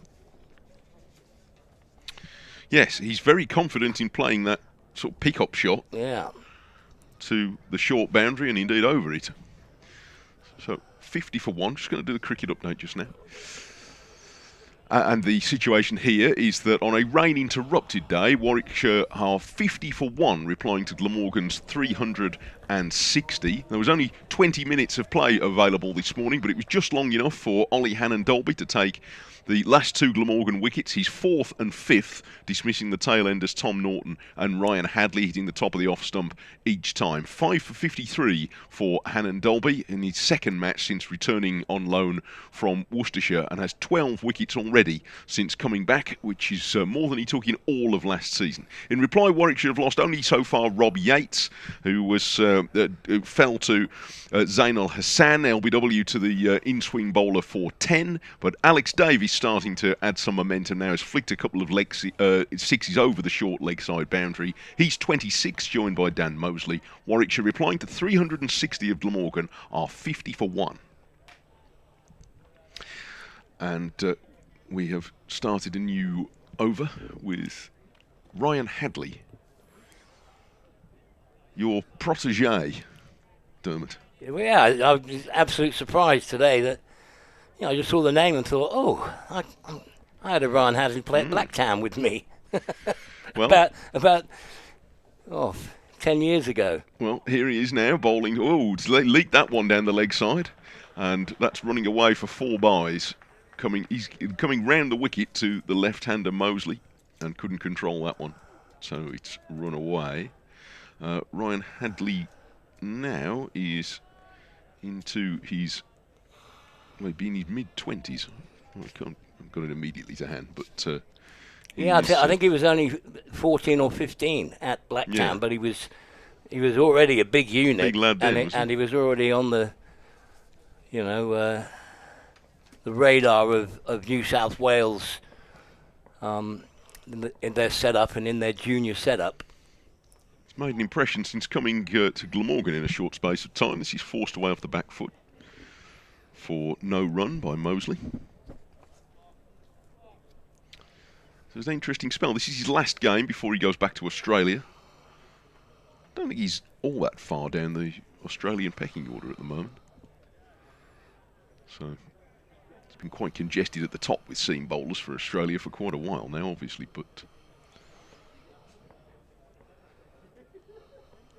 he will benefit certainly from this spell in county cricket, as so many overseas players do. Comes round the wicket again to Mosley, brings that one back late, very late, after it had passed the stumps. And Cook took it again, fading away to the leg side, but Mosley no stroke. 54 for 1. I'll bring Rob Phillips back into the commentary in a short while. Yeah, you've got to be careful here, Hadley, of not running on the pitch. He's not all that wide on the crease to the left-hander. He's sort of hitting mid-crease. Here he is now, and yeah, he's not too far away from what they call the danger area, but Mosley is able to let this go. And at such a big man, it's not easy to change direction at pace like that, is it? So his momentum is sort of carrying him in towards the bit that he's got to avoid.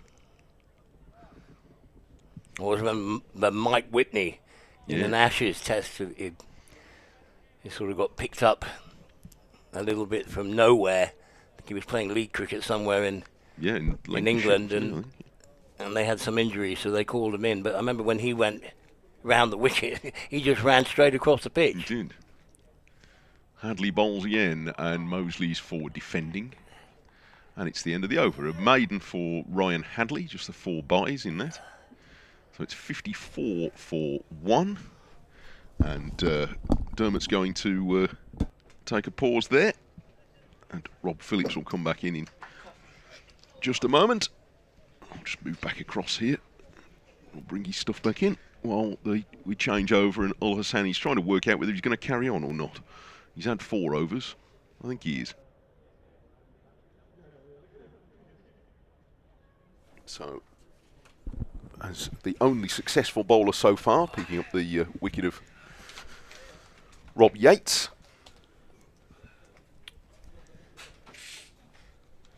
Yes, I saw the wicket from the other room. I was talking to Radio Wales. Olasan in again to Davis, who cuts that past the 2 slips, and that's another 4 for him. And 58 for 1 now, Warwickshire. And they're making this look a lot easier than Glamorgan did yesterday. Yes, so far they are. It was not been too many false strokes. It was a little bit of a surprise when Yates fell. No, I've got to say they've had no real big scares, have they, other than the Yates dismissal. It's not quite as gloomy as it was. Olasan in again, played away by the right-hander Davis, sorry. Just been searching for a bit of form, Alex Davis. He made a half-century in the first innings of the season here against Surrey, but 6 single-figure scores out of 7 since then.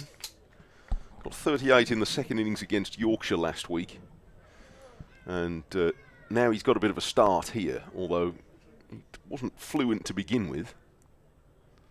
Olasan driven, but straight to, who's that down there? Just looking. Is that?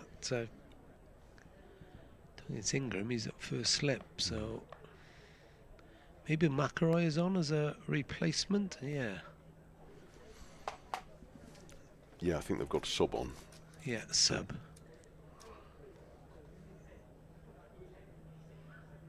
As Olasan moves in again, and Chris Cook is up at the stumps now for Zainul Hasan.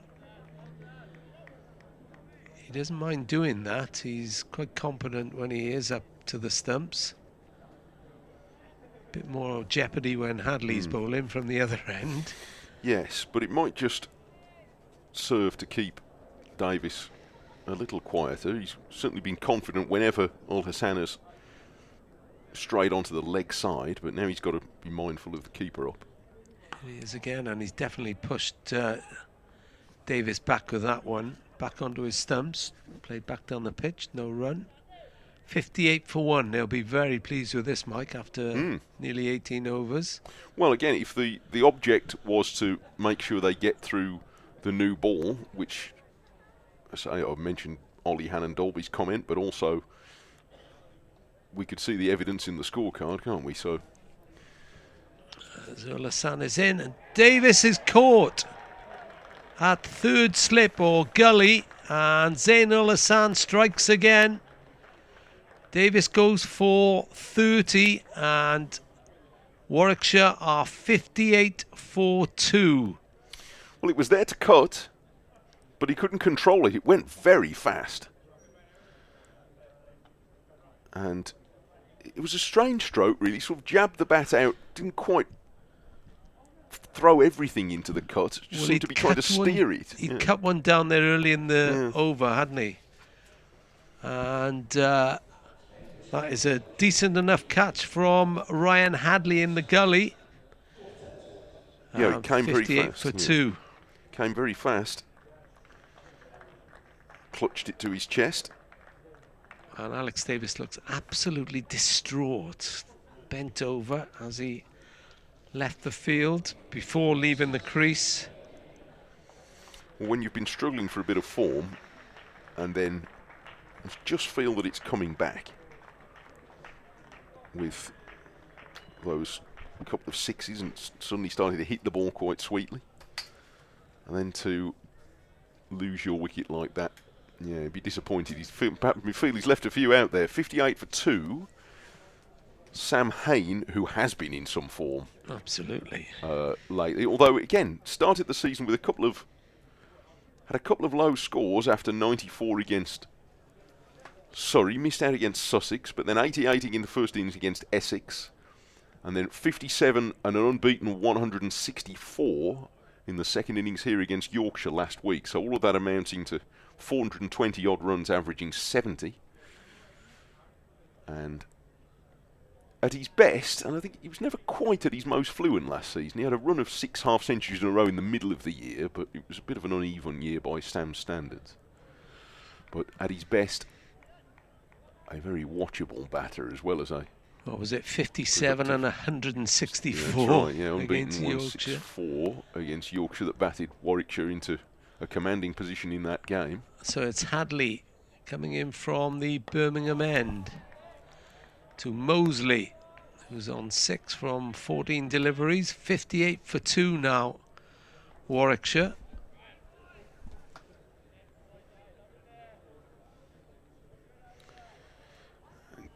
Defending the first ball back on the offside.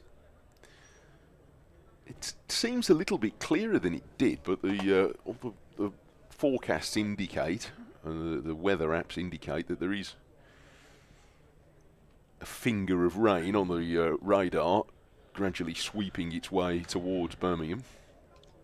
But not yet quite here. Hadley round the wicket again, and Mosley lets that pass outside the off stump. I think they'll be relieved they got a second wicket, though, particularly with Davis, who's looking quite fluent, yes, wasn't he? Playing some jaunty strokes.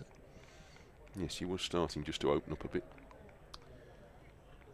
We should say, belatedly, happy 28th birthday to Kieran Carlson, oh, right, Glamorgan okay. captain. I'm sure you've noticed the orange flannel. Yes. That makes identification a lot easier, but it's his birthday today. Hadley comes round the wicket and bowls, and Mosley turns this away to mid-wicket. Is it? It's not new. It's not a birthday present, is it? The orange flannel. No, he's. They've had flannels like that before. I don't think it was him. It was somebody else who was wearing it a couple of games ago. And I do notice that the overtime from the building site obviously only lasts Saturday morning because they're all gone home today. Yes. Unless they're going to watch the FA Cup final, of course. Did a quick 4 hours this morning, didn't they? Yeah. Mind you, if it's time and a half on a Saturday, then it's worth 6. I don't know if it is. It isn't for us, I know that. Here comes Hadley round the wicket to make his way into bowl to Mosley, who leans into a drive and hits it firmly to mid-off. Doesn't get a run. Yeah, Dermot was asking, or maybe you were asking, how old Ryan Hadley is. He's 27. Right. So I assume that chimes in with the time that Yeah, sounds like it. Dermot was in Australia. And it's another in with 2 pretty tall teams on the whole. Certainly among the bowlers.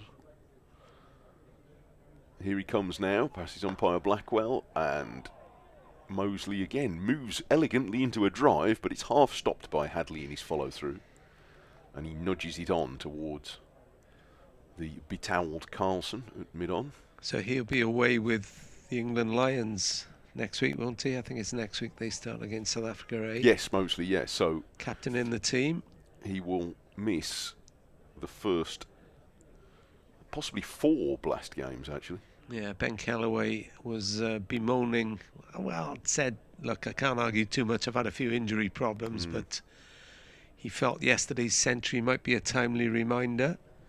Yeah, that's what came out earlier in the day. Umpires are coming across for a conversation about, is it the ball they're looking at again? Yeah. Yeah, I think they might be. Ryan Hadley says, I don't like this one. Can we have one of those kookaburras that we use in Australia, please? Possibly not after last season. No.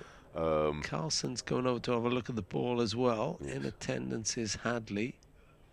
We'd quite like a new one, he says, but... well, it's fair enough to say that it hasn't done as much as the ball did yesterday. No, it doesn't seem to have. Having said that, I think the Warwickshire bowlers generally bowled a much better line yesterday morning with the new ball.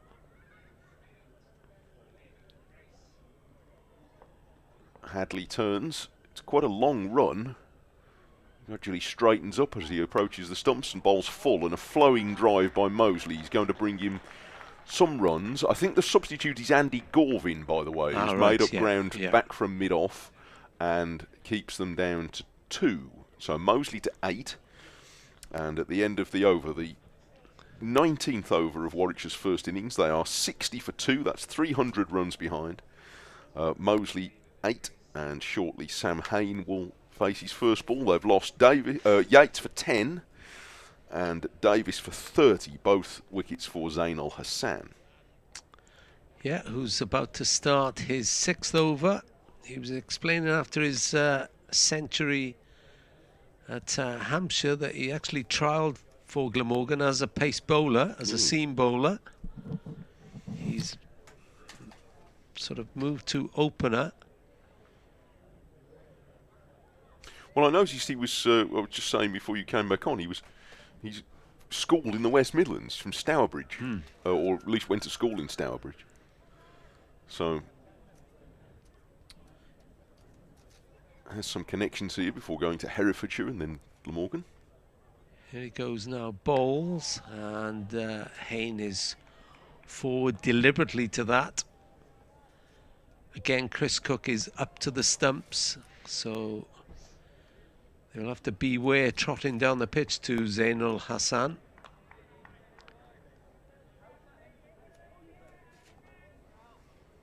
Two for 25 for him so far.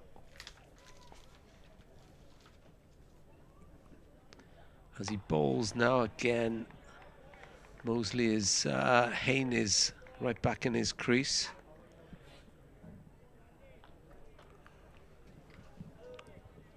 Handy cricketer Zainul Hassan. There's quite a few now starting to emerge again in recent times from what we used to call the minor counties, the national counties.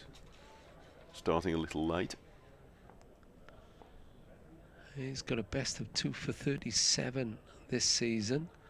As he's in again for Mosley, beats him. Cook takes it nicely behind the stumps. It's really tough to stand up to the stumps like that.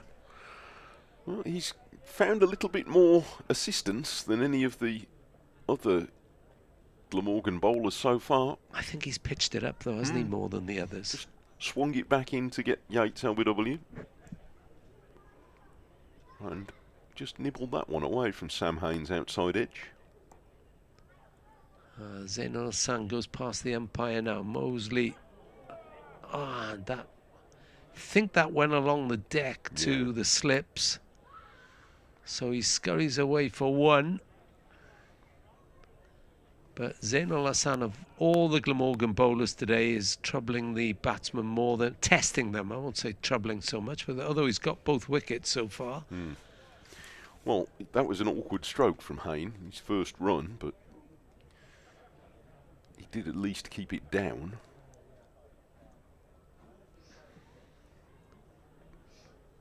The umpire moving across to square leg for Mosley, the left-hander, and he cuts that, and it didn't go anywhere at all. In fact, Chris Cook was looking around the wicket-keeper to see where the ball had gone, and it dribbled about 3 yards to his right.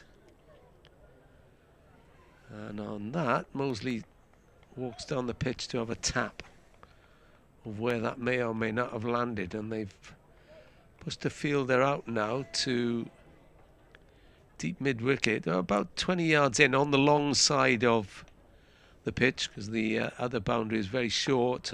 This time all that Mosley can do is play it up to mid-on. Tidy over that from Zainul Hassan. And Warwickshire 61 for 2 after 20. That last ball just bounced a bit on Mosley. It was slightly uppish as it went back past the bowler. Al Hassan is inducing one or two slight miscues. And has, of course, the 2 wickets, 2 for 26 from his 6 overs so far. He'll trade being flicked into the stands a couple of times for the wickets of Yates and Davies. He will indeed. I've got to go back on Radio Wales at 10 past 3, and they want to know my favourite FA Cup final, Mike. So, Okay. if you want to tell the nation yours, I will impart that information to them. Okay, here comes Hadley starting a new over, and this is pushed away into the offside by Hayne. See, I was young in the... I was young. Apparently, my kids once don't, you were young. Yeah, my kids don't believe that. But there was a run of cup finals in the 1980s when the cup final was still a big sort of national football day. And they were all memorable cup finals in a row for different reasons. So, and seeing as we are broadcasting here to the people of Warwickshire, it seems only appropriate to point out the 87 cup final, Coventry beating Tottenham. There's a landmark. This is Hadley turning, bowling to Hayne, who's turning this away from his front pad for no run to mid-wicket.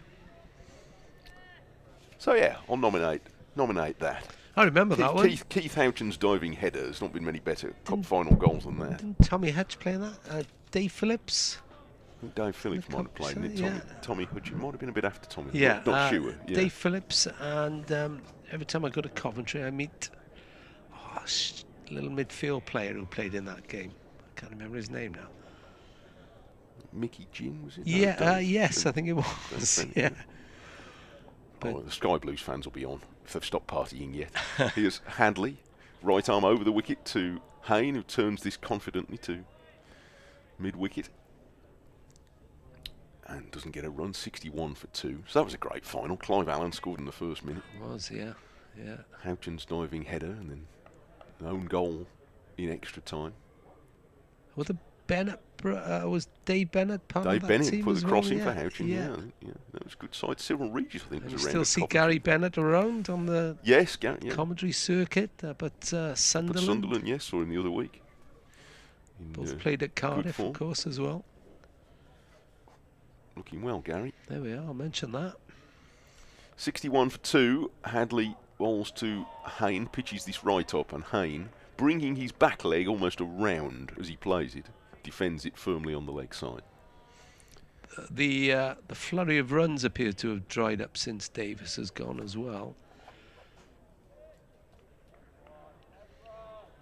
Yes, we've had just 3 runs since the dismissal of Alex Davies. But Warwick should be quite happy at the moment to be chugging along at 3 and over. As Dermot was saying earlier, there's time to pick up the pace.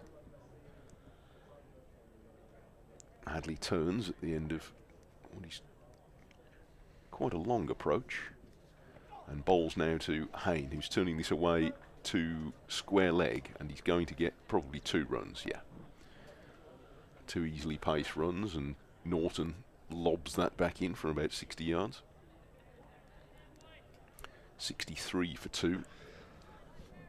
They might use Norton sparingly, just the 18-year-old. Well, put a lot of energy and emotional energy into last week. I did wonder whether they might play Gorvin or McElroy, but no, they stuck with the youngster. I mean, he's young, he's fit. He'd be fit, but just don't overburden him. Yeah. Certainly exciting.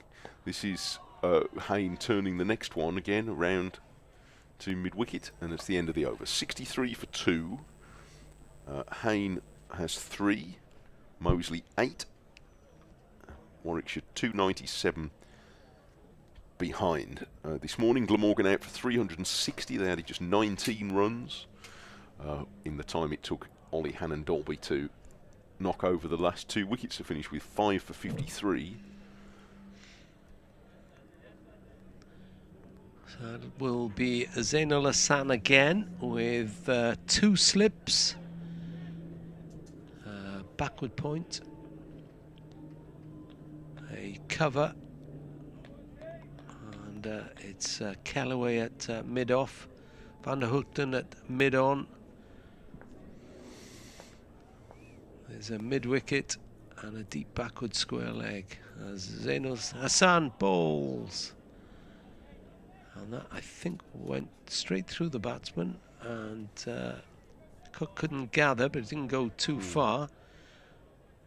Dangerous, though, for Mosley to flash at that,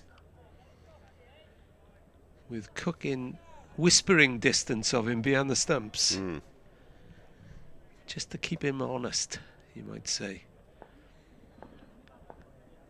Mosley, the left-hander, waits for Ul Hassan again. Comfortable forward defensive that time, 63 for 2. So the attractiveness of playing Ul Hassan, although he didn't make runs in the first innings, but obviously has done recently, as you were saying. But if he can open the innings and be the sort of third seamer,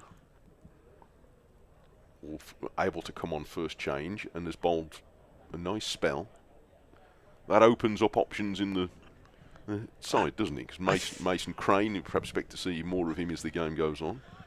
I think somebody pointed it out in the week, come to it now, as Ul Hassan bowls to Mosley and plays it straight back to the bowler. I think one of the reasons Glamorgan have looked relatively comfortable in Division 1 so far is that they've got batters like Zainul Hassan who can contribute the ball, and the bowlers, Van der Hoogten has done okay with the bat. Mason Crane's got a 99, and he's coming in at, Hatley went undefeated last week, and he's coming in at 11. As Ul Hassan bowls again, a lovely drive this time past Carlson, punched out through the covers for 4 runs by Mosley. That has released the shackles a bit. Warwickshire moved to 67 for 2. They've been quite a resourceful side, I would say. Yes, that's exactly it. Which they'll need throughout the course of this season. First season for the club at this level for quite a while. 21 years. 21 years. Yeah, 2005. Ul Hassan is in again, and this time he strays down the leg side. It's clipped out to the backward square, runs in from the boundary, throws back in. 21 years, and before this season they only had 3 Division 1 victories and have never stayed in Division 1, having been promoted. So they've done 1 year each of the times they've been there. Well, quite well equipped at the moment on the evidence of the early weeks of the season. And if you look at the table, it's the likes of Hampshire who are struggling, as Ul Hassan bowls to Hayne, 68 for 2. And that's the end of the Ul Hassan over. Well, they flirted with danger a bit last season, Hampshire. So, well, I've got to say, having been down there a few weeks ago, they are not particularly optimistic about how things are going. I noticed they were bowled out yesterday for 214 by Notts, who are looking more and more like championship winners again, I think. Well, all the more so because Surrey are struggling to bowl teams out. And again, notice, although it's raining now in Leeds, Surrey conceded nearly 500 again to Yorkshire. So they haven't been as effective than our former champions. Adam Lyth with 100, Johnny Bairstow with 100. Here is Hadley starting a new over, and his first ball allowed to pass by Mosley, who is nicely unhurried so far in this innings of 13.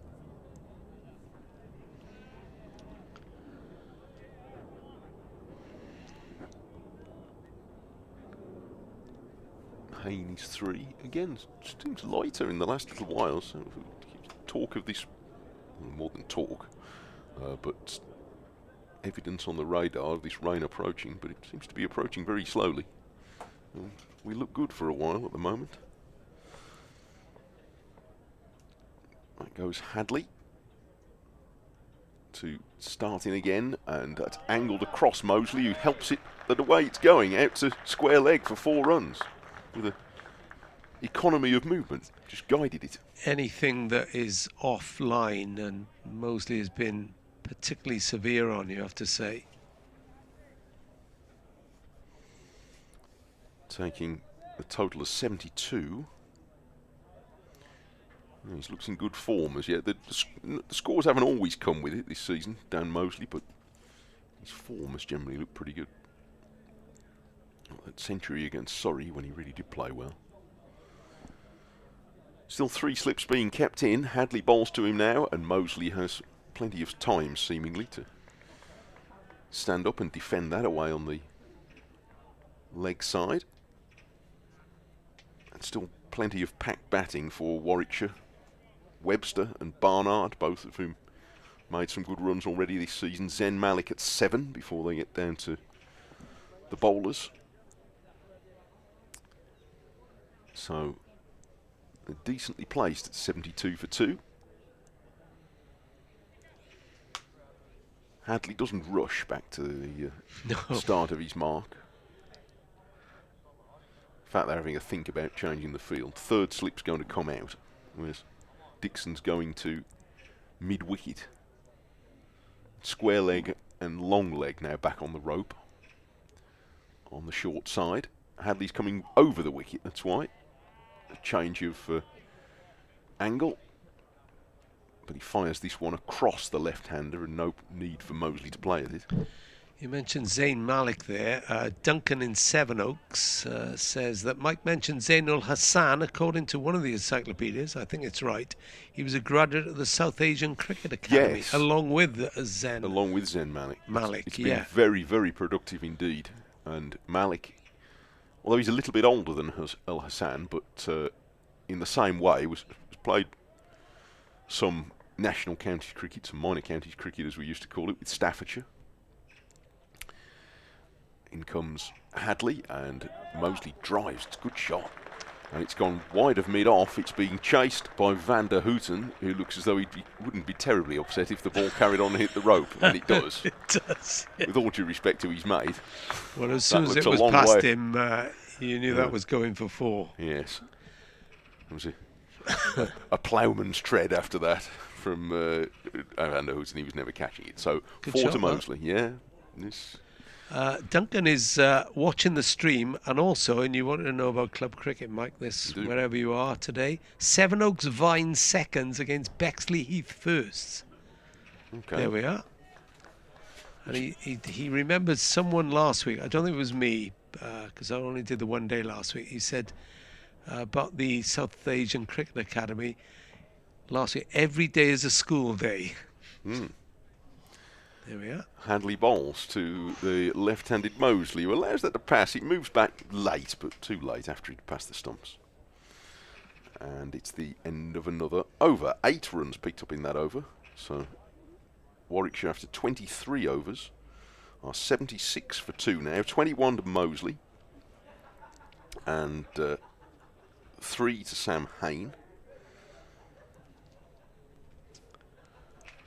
Yes, the South Asian Cricket Academy been an enormously successful enterprise so far. And Zen Malik, who made a couple of good championship hundreds last season, having joined Warwickshire in the middle of 2024. A late starter at the professional ranks, but has proved himself to be a good player. So there's quite a few now around the counties, so it's been well worth it, that enterprise. So Norton's back, I think, at this end. It is Tom Norton, and that one goes past the outside edge of Hain. I shall have to leave you in a few minutes to pass on an update and talk FA Cup for a couple of minutes.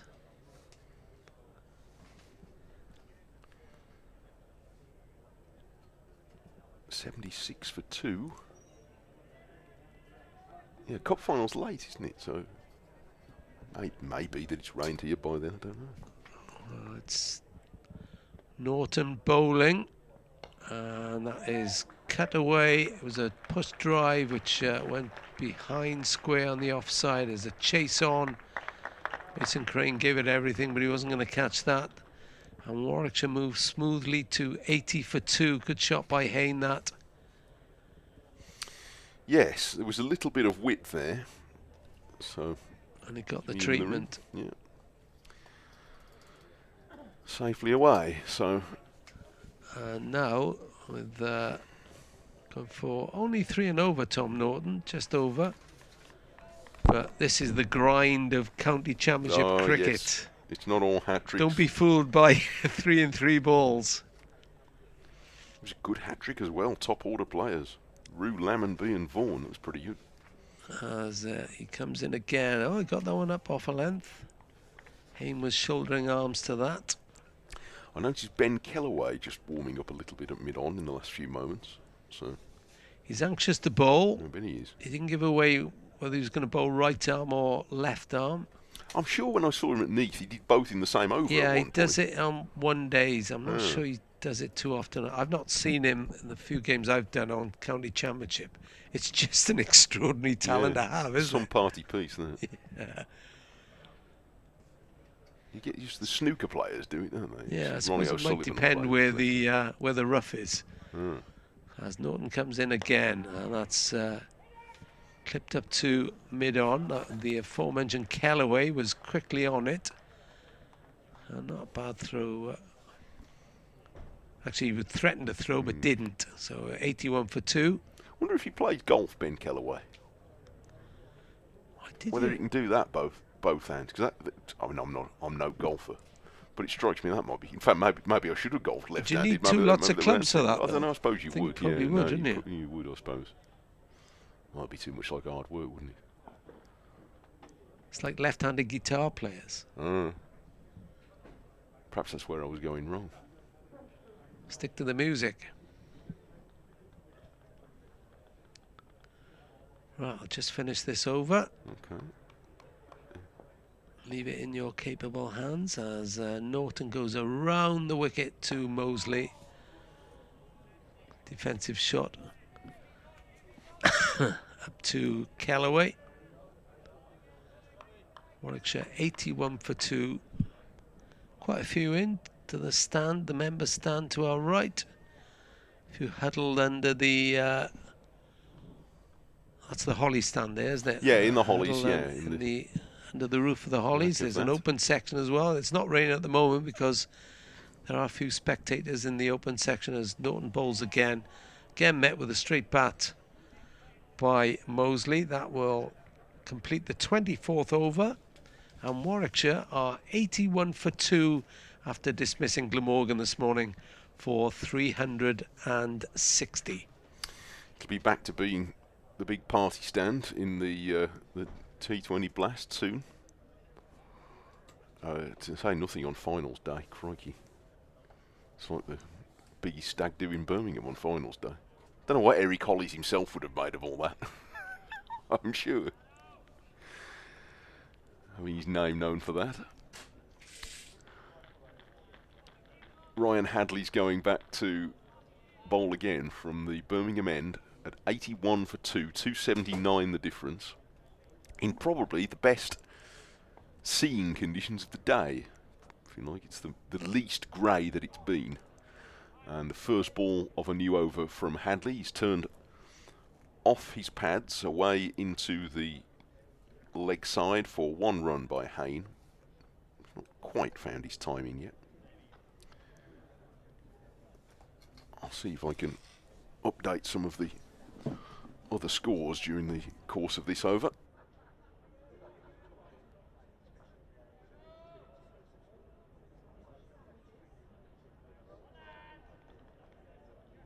And back goes Hadley.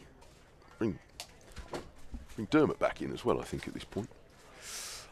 Hadley's at the Birmingham end, and he's moving in again now to bowl to Mosley, who's forward and defends away on the offside. Well, Dermot's getting himself back in place. Let me just quickly razz around the other scores. In the first division at Chelmsford, Essex, replying to Leicestershire's 333, have found it a bit of a struggle today. Charlie Allison made 72, but they are 193 for 7, so that's still over 150 behind. At Southampton, Hampshire 214 and Notts replying with 84 for 1, despite losing Hasib Hamid for naught. Somerset, they're off at Taunton. Somerset 394 for 5. I don't think they've had a lot of cricket there today. Tom Abel unbeaten with 96. Here is Mosley flicking this away with good timing through mid-wicket for 4 runs. It was full from Hadley and he was onto it quickly. There wasn't a lot of space for Olasan to make up on the boundary, but he was never getting there, Dermot. That was pretty well struck. Yeah, very well hit. He's looked good off his pads today. He's timed the ball really nicely. He's been very quick on anything really on width on either side. Yes. If he's been given a bit of width, he's gone after it, but not, over flamboyantly. Just finding the middle of the bat. Looks confident. Yeah, he looks in good touch. 86 for 2. And Hadley tries again, a little bit shorter this time, coming from over the wicket in the last 10 minutes or so to the left-hander, but Mosley defends. At Headingley, it's raining there as well. Yorkshire all out for 486 against Surrey. Lythe 141 and Bairstow 120. 4 wickets for Matt Fisher. In the second division, raining at Bristol. Gloucestershire all out for 154. And in reply, Northants 85 for 4. 2 wickets there for Gabe Bell. At Canterbury, Kent, who have struggled a bit this season so far, but centuries from Ben Dawkins and Sam North East helped them to 523 against Durham, who are 39 for 1. Here is Mosley allowing the next one to pass outside the off stump. They have knocked it on the head for the day in Southport. Lancashire 28 for no wicket, replying to Worcestershire's 270. I'm not sure they played at all there today. But they are playing at Lords, where Derbyshire are into a healthy lead over Middlesex. Middlesex 177 all out yesterday, and Derbyshire 331 for 5 now. A century from Ben Aitchison has put them well in front. 92 not out for Wayne Madsen, who keeps on trucking, doesn't he? He's well into his 5th decade now, Wayne Madsen, but still churning out runs. Hadley bowls wide of the off stump and Mosley drives without timing it into the covers. Let me just also tell you that in the Women's One Day Cup, Warwickshire are requiring 239 to beat Yorkshire at Scarborough, and they are 76 for 2. They did lose Georgia Redmayne, run out to the first ball of the innings, which is a horrible thing to have happen. But they are looking okay at 77 for 2, chasing 239. And remember, Bears Women will be back in action shortly when the Women's Blast starts alongside the men's competition. And we shall have coverage of a lot of those games, as well as all the men's games, in the next few weeks, starting next weekend. So 86 for 2 here.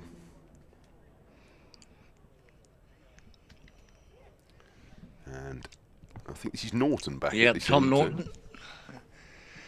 Back on at the pavilion end. And the first ball is outside off, and Sam Hain with a big stride forward and lets it go. He's been in really good form all season. Yes. Yes, made lots of runs against Yorkshire last week. Yeah. Averaging 70 so far this season.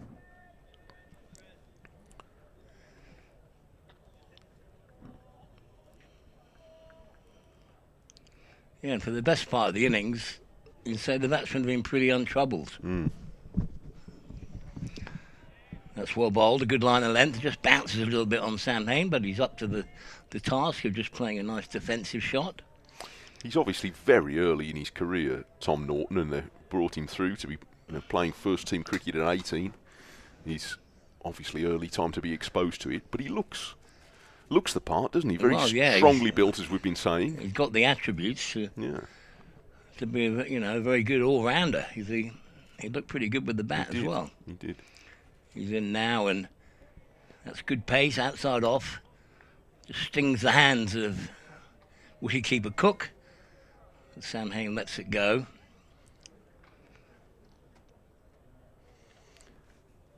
Yeah, I mean, he's Flintoff-ish in build. Not quite that same sort of style in the method that he bowls, but he's that sort of size, Tom Norton. And strong, and it's all coming from the shoulders. Now that's a good ball. That's squared up Sam Hain. There was some ooze as he just defended it back to the bowler. Was looking a little bit leg side to start with, but he would say the shape went from leg to off. Well, Hain does look to play a lot of those strokes, just turn them into the leg side, and his sort of back leg tends to come around a bit. But that time it looked like the bowler turned him round rather than him doing it. And he's in now, and he's gone for a full Yorker, which Sam Hain digs out. I mean, Norton with his, you say, Flintoff, he's not a square-on bowler. His back foot actually lands, parallel with the crease. So he's turning himself sideways on. Yes, he's the same sort of build, but not quite the same sort of action. Yeah. You quite often get fellas who are big with broad shoulders bowling, a bit like sort of your Tom Moody with your feet pointing straight down the pitch. But Norton finishes with a ball outside off that Hain lets go. So tidy first over back.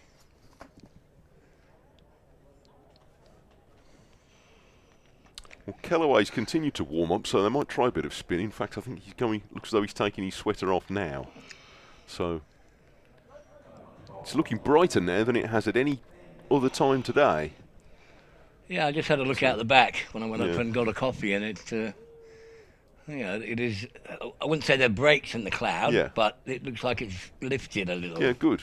Well, hopefully we'll get a bit more cricket than might have been anticipated. Yeah, compared to the rest of the country. Yeah, it's pretty mixed around. And they would have kicked off now in the FA Cup final. I think it's a little bit late. I think I'm right in saying it's a later kick-off, the cup final, Chelsea and Manchester City. So, oh no, I beg your pardon. No, it is. No, you're right. It is. They have kicked off. I don't know. Where did I get that from? It's late kick-off. Perhaps it was last year. The years go by so quick. Right, Kellaway, who he's much discussed about him. He's capable of bowling left arm, but I think he's going to start bowling off breaks with just a slip, the only close catch. Although there's a man on the drive on the offside, and Mosley comes very carefully forward to stroke his first ball back to him. Kellaway's already made an impression on this game, of course, with a splendid 100 yesterday. And here he is. Just pushing that across into Mosley's pads, and Mosley flicks it through mid-wicket for 1 run.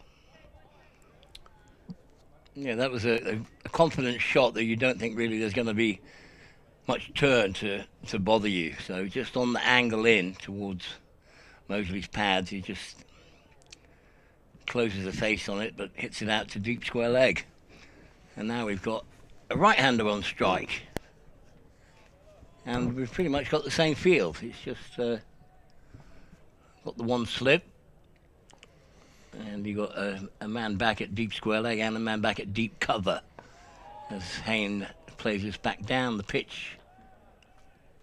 Kellaway gets his arm very high, doesn't he, Kellaway? And sort of almost loops his hand over the ball. And he's letting go. And now he's brought a leg slip in from backward square on the 1. Mosley seemed to find just a little bit of bite from time to time yesterday, so Kellaway's looking for the same. Hain's across to the off stump to turn this away from his pads and through square leg for 1 run. Van der Hoogsten has come into field. They've all agreed on a single. Hain to 10. 88 for 2. Yeah, with the slowness of the pitch, if the bowler bowls it, drops it anything slightly short, it's very easy for the batsman just to play off the back foot and work it square. And Mosley, he got a little bit turned round by that. Mosley looking to push it towards mid-wicket, and it came off a leading edge, but stayed lowish and went just backward of square on the offside. where Tribe is fielding it. A slight miscue from Mosley. Yeah, that makes us think that it probably did turn a bit. Now he sweeps hard for 4 runs. Good shot. He was down late for that, but hit it hard. Backward of square leg. There's a man at long leg, not all that much further round, but he was never stopping that. Away to the short boundary, so 4 to Mosley. His 6th boundary now in 30. And Warwickshire 92 for 2. That's 268 behind. Yeah, it's been a busy innings by Mosley. 30 off 45 balls. Sam Haynes 10 from 24. He's been quite sedate at the moment, just getting himself in.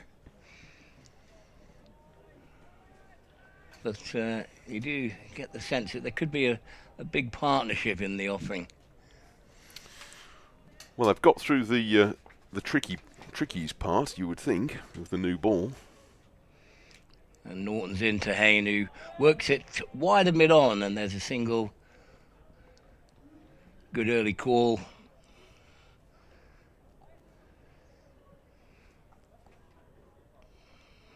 And a nice bit of fielding. It's the best batting conditions of the day. And this is really the objective for Warwickshire. They didn't suffer as much damage to the new ball as Glamorgan did, but we saw yesterday that there are runs around in this pitch. Carlson and Kellaway played so well. Yeah, and quite often you're going to get a 4 instead of a 1 to the short boundary. It is very short to Mosley's offside. As he lets this one go, and he's bowled. That's come back in, he's let it go. And at the moment he's hunched over in disbelief that he's made that misjudgment. He is. He's going to have to go. He's just trimmed the off stump, but he must have come back quite a bit because Mosley left it very confidently. And, yeah, it's just nudged the off bail away. Mosley has to. He's looked so good. But that one just carried straight on with the with the way it was coming from Norton from wide of the crease, and he picks up a very important wicket. 93 for 3. Mosley gone for 30. Well, that's an example of the angle working in the bowler's favour. Well, second one today we've seen of a batter leaving the ball and being surprised. Yeah, I think Hadley's he left it, but got an inside edge and dragged it on to off Hammond Dolby for Hammond Dolby's 5th wicket. No, but, that one's gone straight through. So what happens now is that as you continue to have a procession of very highly talented batsmen going to the crease. I mean, I really think Ed Barnard is a batsman out of really the top echelon. Yes, he's looking these days. Great form, isn't he? But Bo Webster first at number 5, who is a formidable ball striker in his own right. I'm looking forward to seeing him in the Blast. We didn't see him last season because he got the call up from Australia, so he didn't stick around long enough for the T20s. You'd think he will be this year, at least for the group stage, so you'd think he might be a pretty effective customer in that. Oh, they've done pretty well here, Glamorgan. You know, you talk about a wicket falling every 10 overs, and they picked up 3 in 27 overs. Yep. 27.2. As Norton is in to Webster, faces his first ball and gets off the mark, just pushing it wide of mid-off. But bang on the stumps there from Norton. Yes, and he looks competitive. Norton into his second spell now.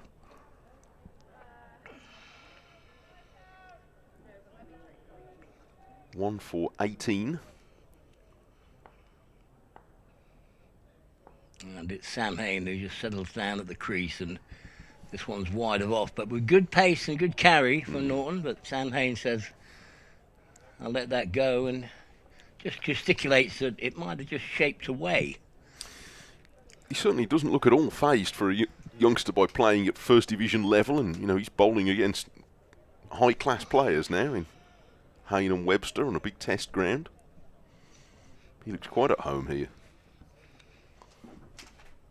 And Sam Hayne just delaying him. But he's in now and bowls, and driven nicely by Sam Hayne. Nice timing on that, but straight to mid-on, no run. He's bowled an attacking length pretty much. Occasionally a little bit wide of off that the batsmen tend to let go quite comfortably. But in saying that, it was Dan Mosley who let one go that was too close to the stumps. And Norton's in, and he bowls a good line and length, and Sam Hayne just defends it. That's the end of the over. A successful over for the young 18-year-old Welshman. Yes, he's Monmouth. Is he out of Abergavenny? That's right. Oh yes, I remember saying that yesterday. It's only a little ground at Abergavenny. So I bet he's walloped a few out of Abergavenny. 94 for 3.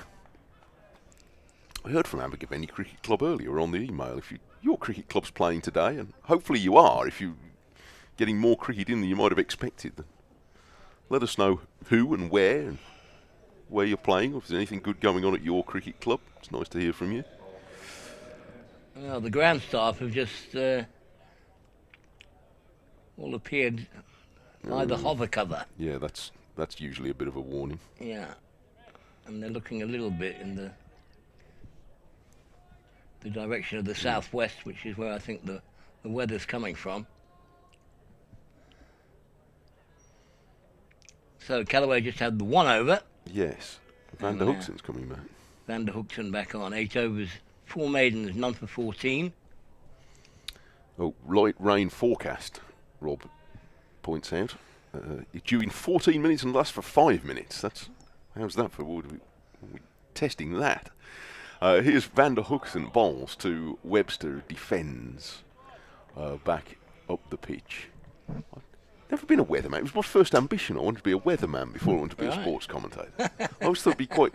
But it took the secret, I'd have thought, and the weather forecasters can get in touch, I'm sure there's some listening, is that you've got to look nicely vague, haven't you? You said that when an app says it's going to rain in 14 minutes, that's hostage to fortune, isn't it? You're setting yourself up there. Whereas if you sort of say, well, there'll be sunny spells in the west, and sort of wave your arm at it, you can't go wrong, can you?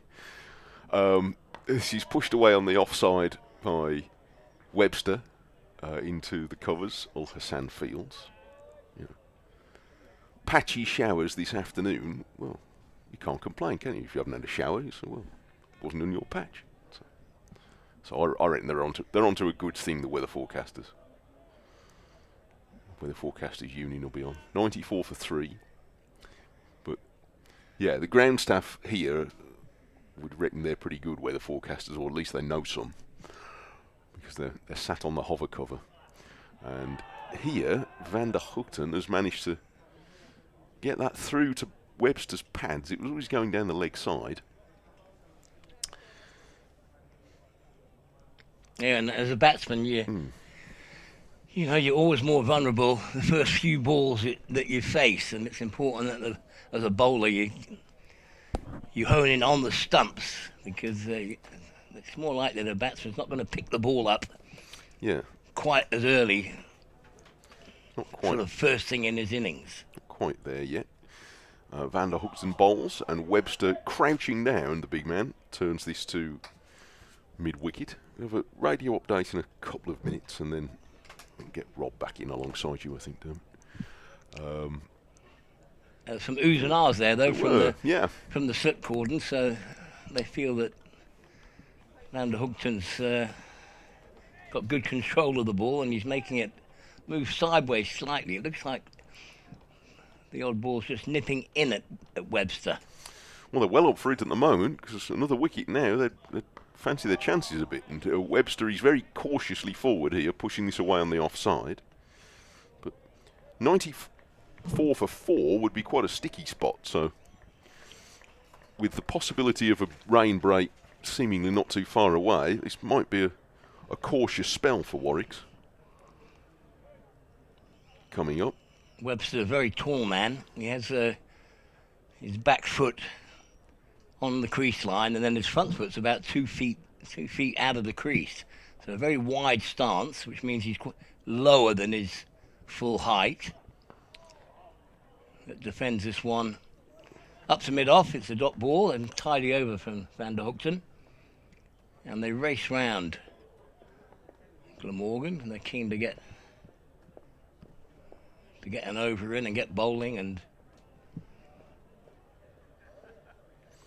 I think it may be that the tea interval falls at a good moment because the timings have been adjusted a bit today with the adjustment of lunch.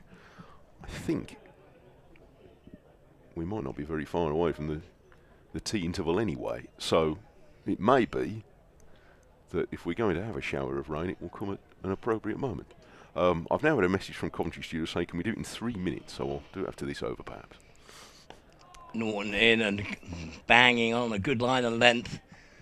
And this is testing Sam Hain out. He's been up to it. Keeps finding the middle of his bat and not being rushed in his defence. But there's some good accurate bowling currently by the Glamorgan bowlers. There is. The new ball bowlers have come back and they're keeping some pressure on, even though we're now into the 30th over. Norton's in and bowls, and Sam Hain works this down the leg side. Goes down to big Ryan Hadley at fine leg, just a single.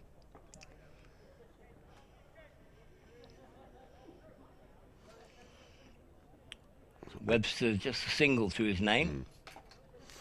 Potential 47 overs, I say, to bowl today, but some time to go. And some time probably to be lost after tea, I think. But we'll see. Oh, and Norton beats Bo Webster outside the off stump, but actually didn't carry to the wicketkeeper. No, we saw just a couple yesterday that snuck a bit low, and there was one earlier on that did a little bit. And you really can see on the strip, we're up high here, looking down. You can really see the patches, where the bowlers' footmarks have disturbed the surface. As Norton's in, and this one is played quite comfortably by Webster, but no run. It goes straight to extra cover. Yeah, certainly more so today. You can see that Sam Hain's just put his bat on one at what's currently the bowler's end. And Ethan Bamber this morning needed some sawdust put down in that. So, yeah, what can happen is for the batsman is you end up putting your feet actually in a bit of a hollow. Yes. Where you would normally stand. So you change it and say bat out of the crease. As Norton's in, and this is driven nicely, but there's no run. Good bit of fielding at mid-off. But Webster driving handsomely on the offside.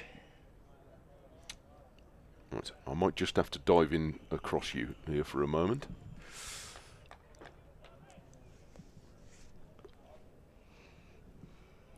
Now, Warwickshire 95 for 3, replying to Glamorgan's 360. We have been playing for a couple of hours since lunch. There's a suggestion now that there might be a little bit of rain coming shortly. Warwickshire losing, seemed to be progressing quite well until losing Dan Mosley a few moments ago, bowled by the 18-year-old Tom Norton, allowing, he thought, a ball to pass the off stump, but it just came back and trimmed the off bail. Earlier, Alex Davies had been going quite well also, before cutting Zainul Hassan to gully for 30. Rob Yates made 10 before he was LBW to an in-swinger, also from Ul Hassan. Ollie Hannon Dolby finished with 5 for 53 in Glamorgan's 360 earlier. Warwickshire in reply now 95 for 3. And Dermot, I'll let you carry on, and Rob will come in alongside you for so long as we're playing on in this little spell of play, whether it's to tea or to a rain break, one or the other, but we'll see. All right, so and it's Van der Hoogten to continue from the Birmingham end. or the city end. Oh, and there's a big shout for LBW, but probably just hit Hayne outside the line of off stump. It was more of an appeal by the bowler than those behind the stumps, but definitely beat Hayne's inside edge.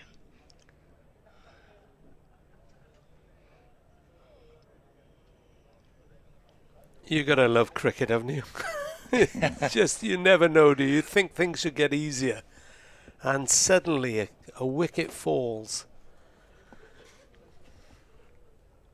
Yeah, the runs have dried up a little bit, and now another appeal for LBW, but Ian Blackwell, the umpire, shakes his head in the negative.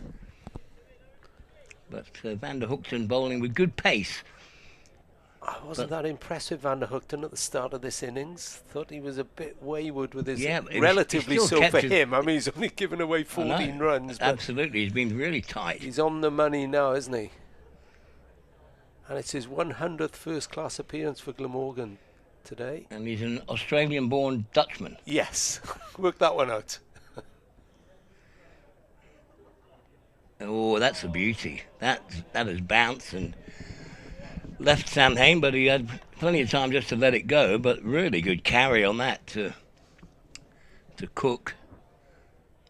Took it probably sort of armpit height to his right.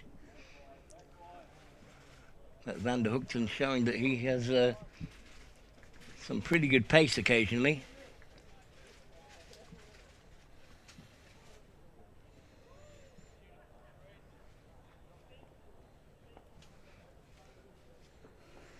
Halfway through his 10th over.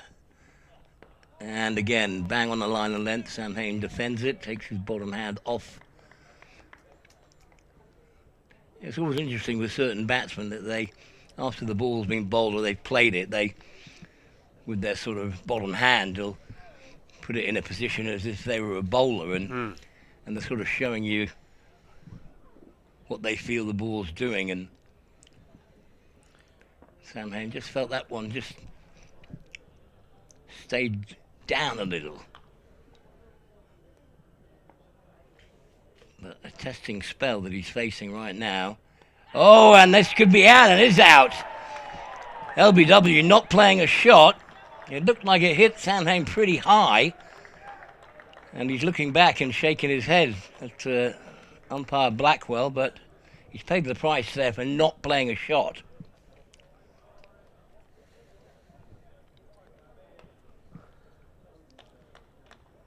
And a man who's been in really good form is on his way for 12, adjudged LBW. Well, you have to say, this is, they've shown Glamorgan that it doesn't have to be doing cartwheels off that pitch to take wickets. They're winkling batsmen out, I would say. Yeah. That's the best way I can describe it. Well, that's two that have fallen. The last two have fallen without a shot being played. Yeah. Mosley bowled by Norton letting it go. And this one, Sam Hayne let go, but he'd gone down the pitch a bit, Sam Hayne. It was a decent stride, and actually seemed to hit him a little bit high, but quite often the defining thing for an umpire is he wasn't playing a shot. Yeah. And that sort of sticks in their mind. So even though it hits you outside the line of off stump, if the umpire judges that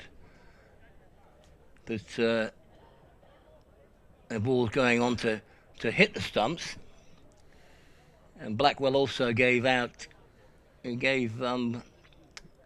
of the Glamorgan batsmen out doing the same thing. Yeah, well, it was, I'll tell you now, who's at LBW? If I can find it, I've got it here somewhere. I'll look that up. Chris Cook was at LBW too, Hannon Dalby, yeah. LBW not playing a shot, very similar just then. And now the captain of Warwickshire comes to the crease, Ed Barnard. And Warwickshire in a bit of trouble at 95 for 4. Ooh, and this one is played first ball down to a gully. And it's a dot ball, a very good over from Van der Hoogten, who's got really good figures at the minute. Yeah, and they took them. They just took them down. You got to look at the scoreboard, the ball before they finish, because Norton's figures of 1 for 19 are already up there. It is slightly annoying that. But I think he's one for 15. 1 for 15, yeah. Yeah, for Van der Hoogten. And Tom Norton, who's got a wicket as well, is continuing from our end, the pavilion end. And it's Webster, Bo Webster, to face with 2 slips and a gully. And he's slammed that off the back foot through cover for 4 runs. Yeah, he'll do that all day. Well, I was going to say maybe he thinks may as well go for the runs if wickets are going to be falling. But at this pace of pitch, if you bowl it that short and with that width, you know, yeah, most batsmen will be putting it away. So really, for Norton, it was a rare bad ball. He needs to keep it up as he tries again, and that's better. All Webster could do there was take stride down the pitch, short stride, and play the ball into the offside for no run. He's not quite quick enough yet, Norton, to bowl short like that. It does sit up for you on this pitch, doesn't it? Yeah, it does. But that's where, for the best part, all the bowlers for Glamorgan have bowled a decent length. They haven't bowled any short stuff. As Norton goes in again, and Webster returns it to the bowler. 99 for 4 are Warwickshire. And they've lost wickets in the 12th, the 18th, the 28th, and the 31st over. So what were you saying, a wicket every 10 overs? Is that what you said? Well, yeah, I think that's pretty much part of the course for the history of cricket. Norton bowls. Webster plays that to the birthday boy, Carlson, who nips in and then wipes the ball. Yeah, my strike rate, for example, wasn't a wicket every 10. I was like a wicket every 12 or 12 and a half. But because I kept it tight, yeah, you know, it might take me slightly longer to get a wicket, but, you know, I got them at 26. Yeah. So I went at just over 2 and over throughout my... very handy. Get out there now. Throughout my career. I wish I could. I can't even walk up the stairs. Webster faces Norton.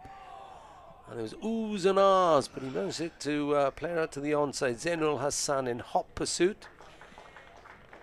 And that's the Warwickshire 100 for 4 in 31.5 overs, 12 extras. Nice bit of fielding there. Slide pickup from Ul Hassan and gets it to a single. It only needs to go another 10 yards and it would have been the boundary. It's so short on the leg side. It is. For a right-handed batsman.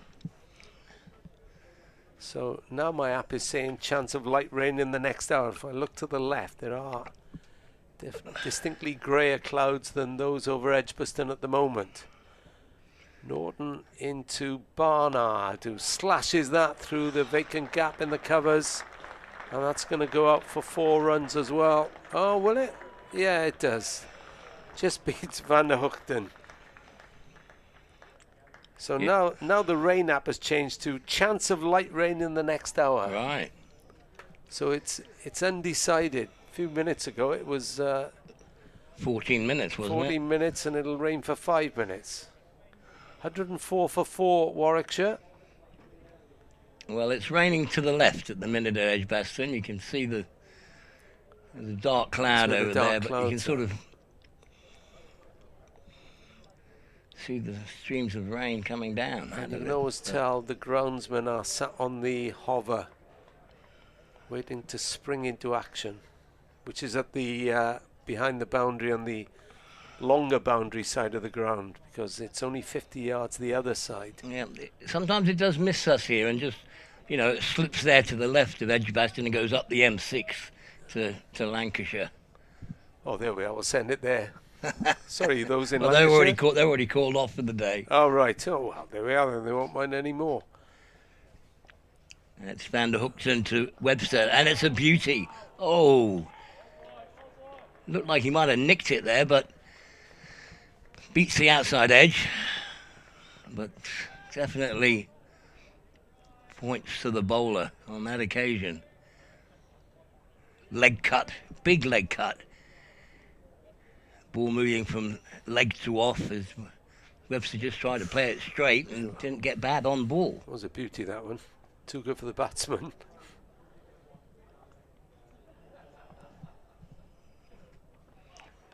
And this one is played by Webster down the fine leg. It was short and on his hip. Just a single. But right now, you'd say that the cloud around Edgbaston has got lower. It has. And thicker and darker. And these currently, you would say, are fantastic conditions to bowl in. That's one of the reasons why I think you find the Glamorgan fielders run between overs. Although, to be fair to them, they've done it all season, no matter what the situation. And Barnard on strike just defends this. A good ball from Van der Hookton. He defends it, it rolls out to mid-wicket. The first game of the season, Barnard came in and the first 2 balls he faced, he cover drove for 4, but they were spectacular cover drives, absolutely sumptuous. It was like, oh, I didn't play a shot like that in my whole career. And he's just first 2 balls of the season.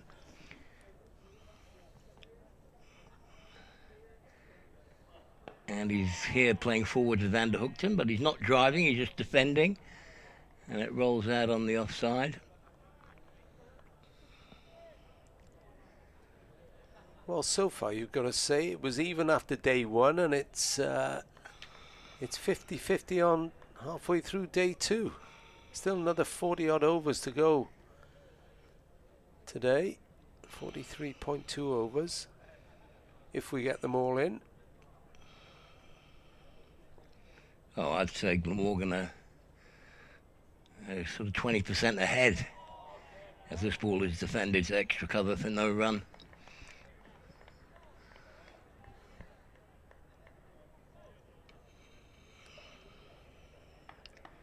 You know, if they bowl well from here and they keep nibbling out the Warwickshire batsmen, you could see them potentially being all out for 200, which would be a great result for Glamorgan. Carlson would bite your hand off of that now. Yeah. He's just strengthening.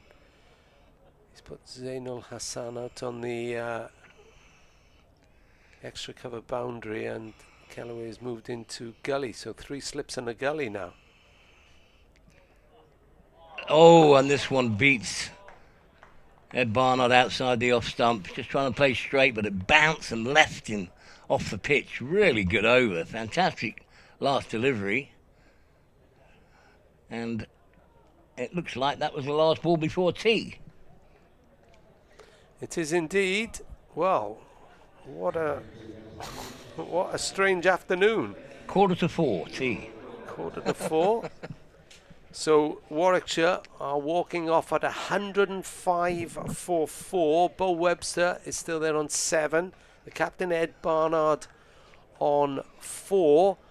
This is after Rob Yates departed. LBW bowled Zainul Hassan for 10.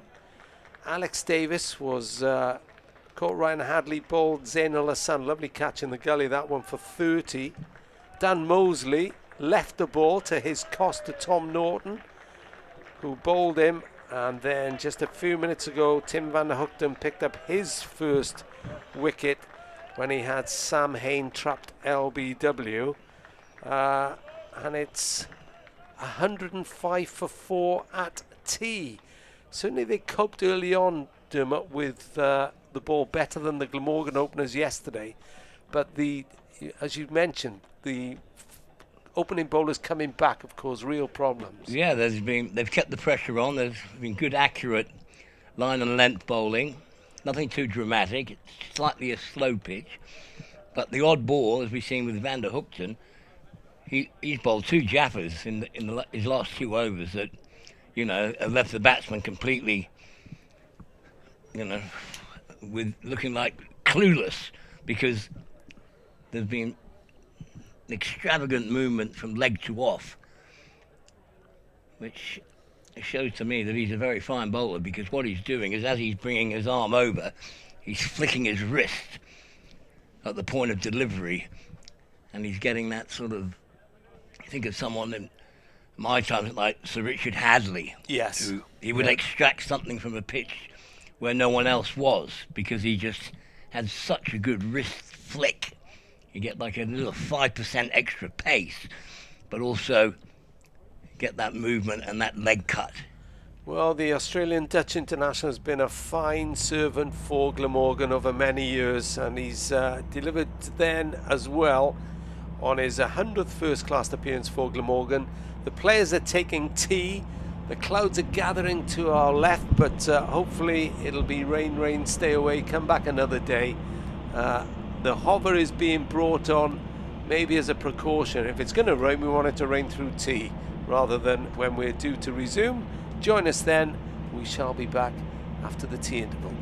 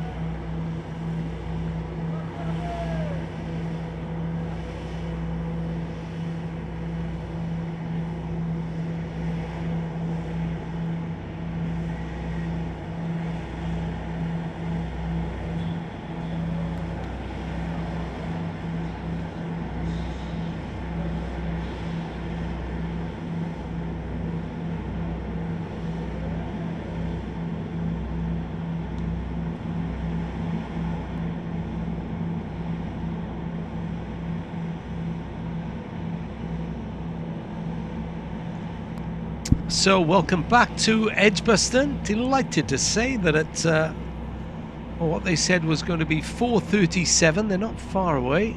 We should be restarting play with Warwickshire 105 for 4, replying to Glamorgan's 360 all out this morning.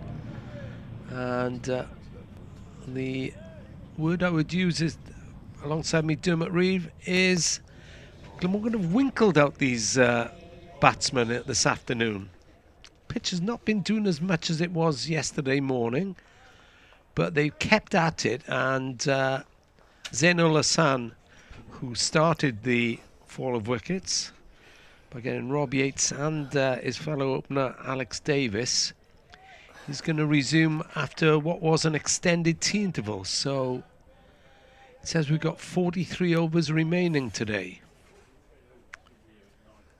And Zainul Hassan,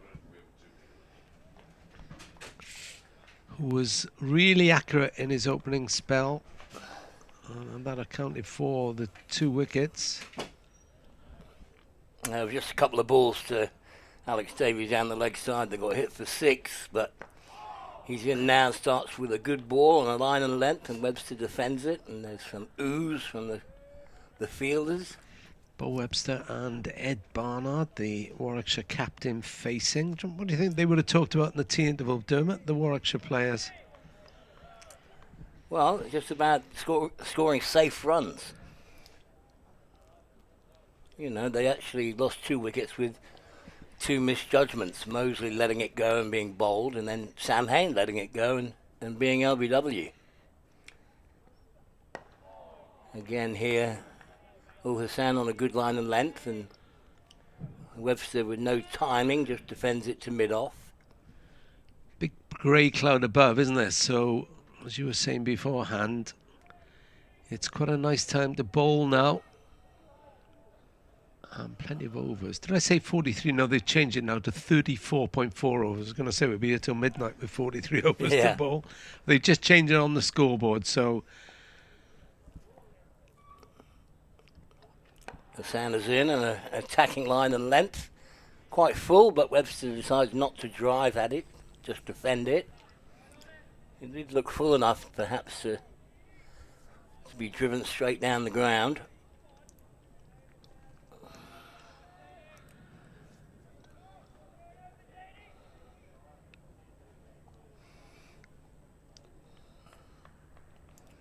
Just with a little bit of in shape on that last delivery from Hassan, and he's in again, and another good ball, line and length, and Webster defends.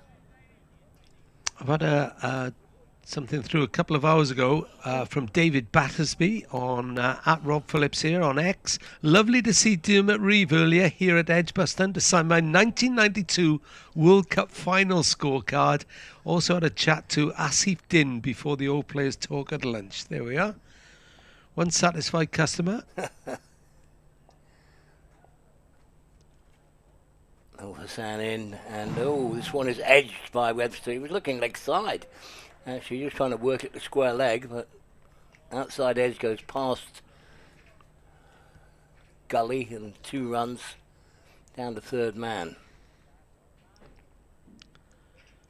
So don't forget, you can get hold of us, Glamorgan Cricket at bbc.co.uk.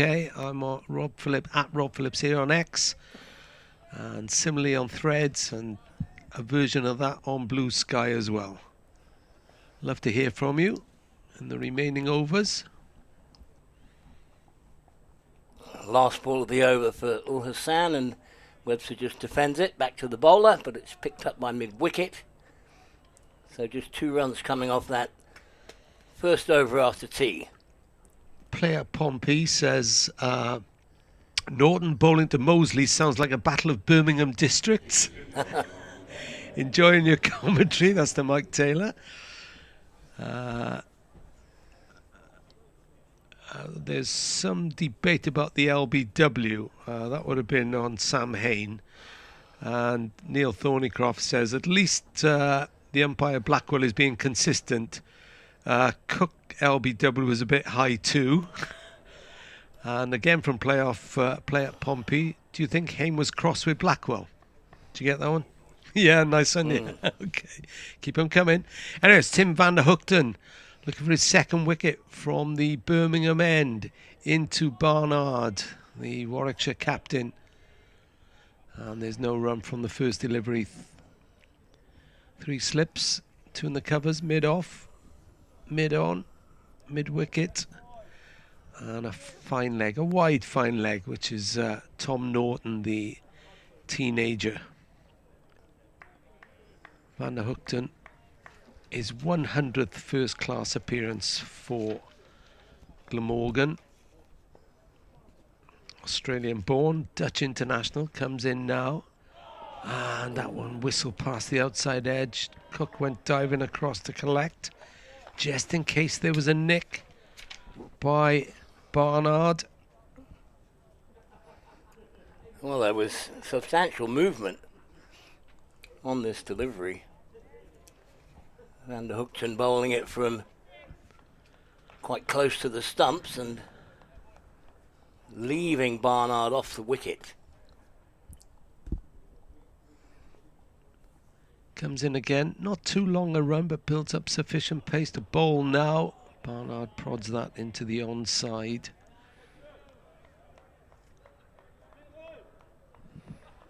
And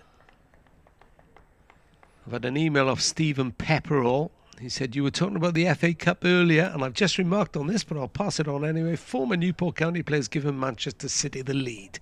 That'll be Antoine Semenyo. Big crossover I've noticed between football and cricket fans and rugby fans as well, as Van der Hoogten bowls. Barnard can only play that straight back to the bowler. Van der Hoogten in his 12th over, he's had this break now, so that will probably help him bowl a few more on the trot. Yeah, get a bit more rest, and then you've got to get the body going again. Get out there, a little bit of a stretch, get those legs pumping. Oh, he's a very good bowler. Just keeps banging it on a good line of length. 1 for 15 so far. Look at his second wicket. Barnard moved across then to offside and played it down to fine leg. They're going to stick with 1. As they won't take any liberties. 108 for 4. Barnard moves on to 4, and Bo Webster takes strike. Yep, that was a leg by, so no run going against the bowler's total. So he's just about to complete his 12th over. He's bowled 6 maidens. That's 1 for 15. Van der Hoogten past the stumps now. And that's played back up the side of the pitch by Webster. Theatrical dive by Kieran Carlson, the Glamorgan captain. Just loves to keep busy. He's like a jack-in-a-box on the pitch. I've noticed it so often. Zainul San, who accompanied Zen Malik in the South Asian Cricket Academy, and Nick Webber's been in touch. Zen Malik was Glamorgan's second 11 top scorer in red ball in 2024 and the T20 final squad as well. He was offered a contract by Glamorgan, but preferred Warwickshire's deal. There we are. Nice to have a choice. It is, yeah. That's a luxury I've never had to in anything. There's Ul Hassan in now, and Ed Barnard just defends that to extra cover. So the last ball of the over of Van der Hoogten, but Webster tried to work it on the back foot, tried to work it through the covers, and the ball went back to the bowler, which shows that the Australian at the moment hasn't got used to the pace of the pitch. He hasn't got his timing quite right. So he's early on playing the shot, and the face of the bat shuts a bit, and the ball goes back to the bowler. And here Barnard has a swing at one, a attempted cut shot. Doesn't make contact. Another play and miss. He would have been furious had he got out to that, wouldn't he? Yeah, he likes to go for his shots, no question about it. He's give him something to drive or cut. That was it was a good length. Definitely had the width, which is what attracted him to the cut shot. And this time he plays it defensively, and it goes off the outside of the bat to gully, no run.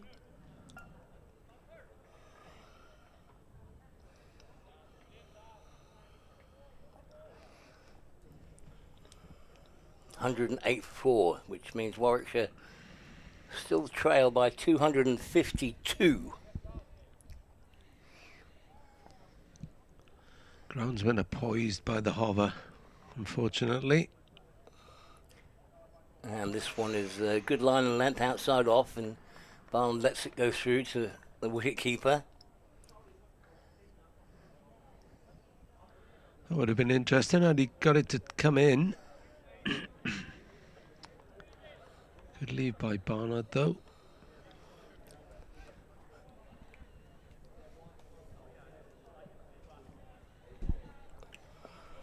Yeah, it was a good foot outside off.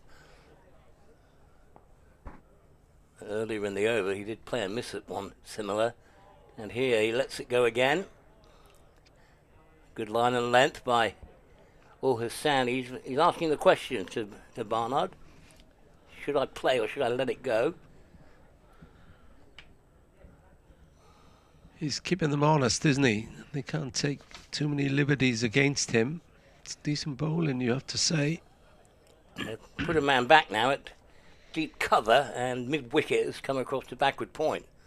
So 7 on the offside.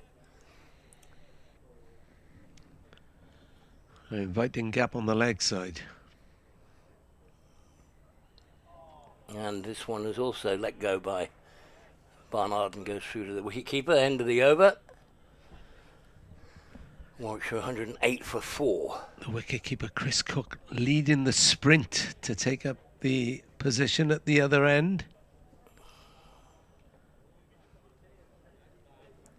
As Van der Hookton a little bit more sedately, since he's doing a lot of running. Moves to his spot. 7 maidens he's bowled in his 12 overs. Yeah, he's been spot on. I only think the first over went for 6, I think it was. Van der Hookton into Webster. Out to Captain Carlson at cover. No run. He's naggingly accurate, isn't he, Van der Hookton? And when he gets the ball to do a bit as well, it can spell danger. Yeah, Webster needs to be sort of careful if he goes for a back foot drive that he isn't too early on the shot, gets an inside edge back onto his stumps. We call it a dragon. Drag on. As opposed to a dragon, yeah. Drag on 2 words. Van der Hookton in again. Webster, same shot. Out to Carlson again at cover. David Harrison, the Glamorgan assistant, having a stroll around the boundary. Quick chat with Tom Norton. Andy Gove in there as well. He's got his left knee strapped up as Dave Harrison.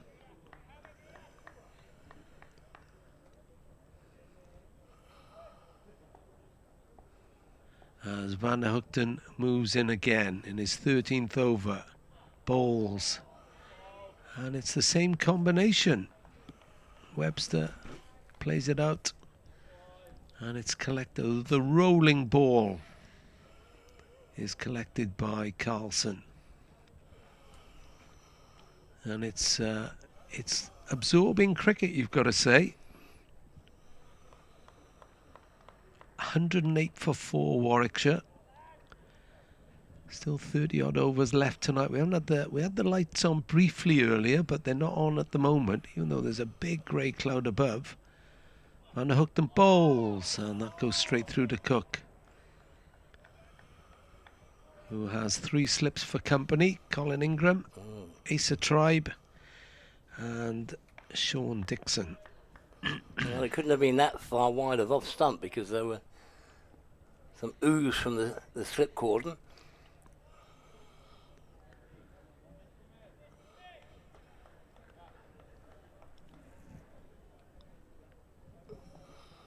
A few people in the Holly stand and below the scoreboard as Van der Hoogten bowls. Webster plays it away again, this time up to mid-off. Carlson is obviously the chosen, well, he probably chose. He's the chosen ball shiner because ball goes straight to him so he can rub those white trousers.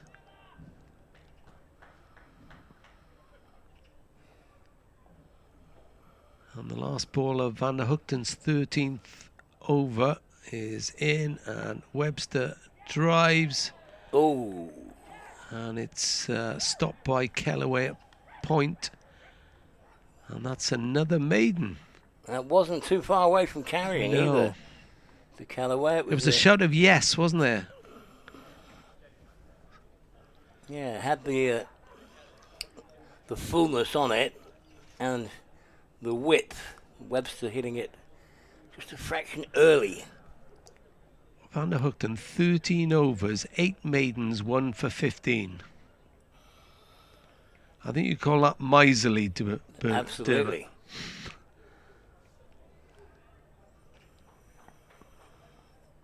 And Ul Hassan to bowl his 10th over. He's got 2 for 33. Starts with a dot ball outside off. Ed Barnard letting it go, and they've gone back to a 6-3 offside field. So the man sweeping out on the offside is now mid-wicket, saving 1. So there's 2 slips, and there's a gully. A man on square cover, extra cover in the mid-off. As is Barnard driving nicely, gets it past Kieran Coulson and gets back for 2. Yeah. The deflection took the pace off it, didn't it? Because that was going for 4 otherwise, and it allowed Van der Hoogten to trot around and stop the ball halfway to the boundary. Good shot that, though. All along the deck, no danger to Barnard.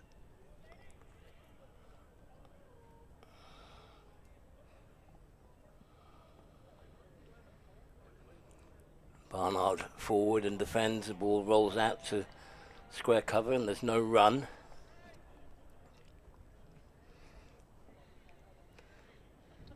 So, you know, generally you would say both these batsmen are on the side of aggressive in nature, but for the moment they're being really becalmed by the Glamorgan bowlers.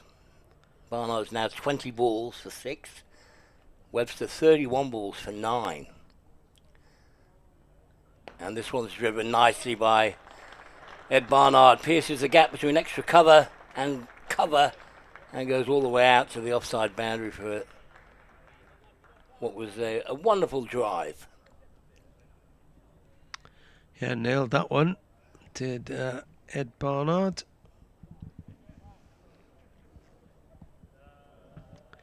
Captain in all the formats this season for Warwickshire, so he's going to have a busy summer.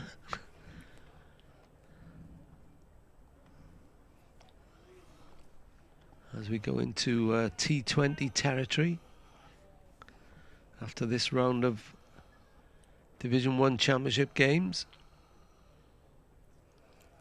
On strike to Ul Hassan, and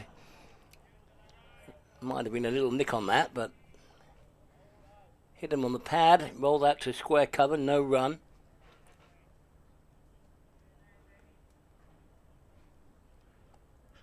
So we're still seeing a bit of movement. And there's a bit of moisture in the air. There's enough to keep the bowlers interested.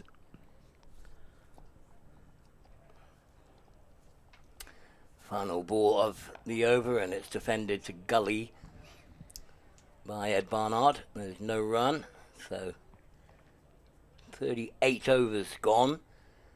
Warwickshire 114 for 4. Webster's 9 and Barnard is 10. Yeah, nicely poised as Van der Hoogten prepares for his 14th over. 8 maidens, 1 for 15. Stingy to say the least. As Bo Webster, the Tasmanian, prepares to face the Aussie-born Dutch international. Does so now and clips that away on the leg side down to fine leg. Tom Norton will field, and he'll happily move off strike for his 10th run. Both batsmen on 10 now, as Barnard as well. 115 for 4. And I can tell you Manchester City have won the FA Cup. They've beaten Chelsea 1-0 thanks to that Antoine Semenyo goal. Not a bad season, that. 2 trophies. I know, and League Cup and the FA Cup. Could still win the Premier League as well. Absolutely, they're second in the table. Van der Hoogten bowls. Oh, that's a good ball. Went straight past him. Taken by Cook.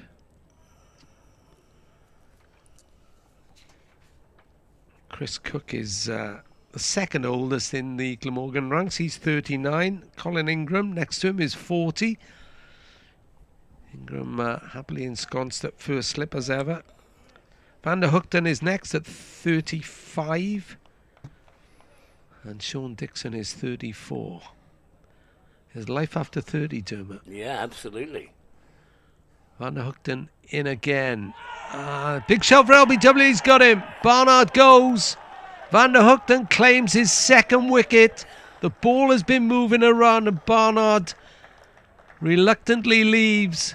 And Warwickshire are now 115 for 5. And Van der Hoogten has got 2 for 16 and he's midway through his 14th over. Beaten on the inside edge. As Ian Blackwell says, it was in line with the stumps. Probably hit him on off and was going on to hit off and middle. And he was adjudged LBW, and as they all went to celebrate, Ryan Hadley got his studs caught in one of the other wickets and took a tumble.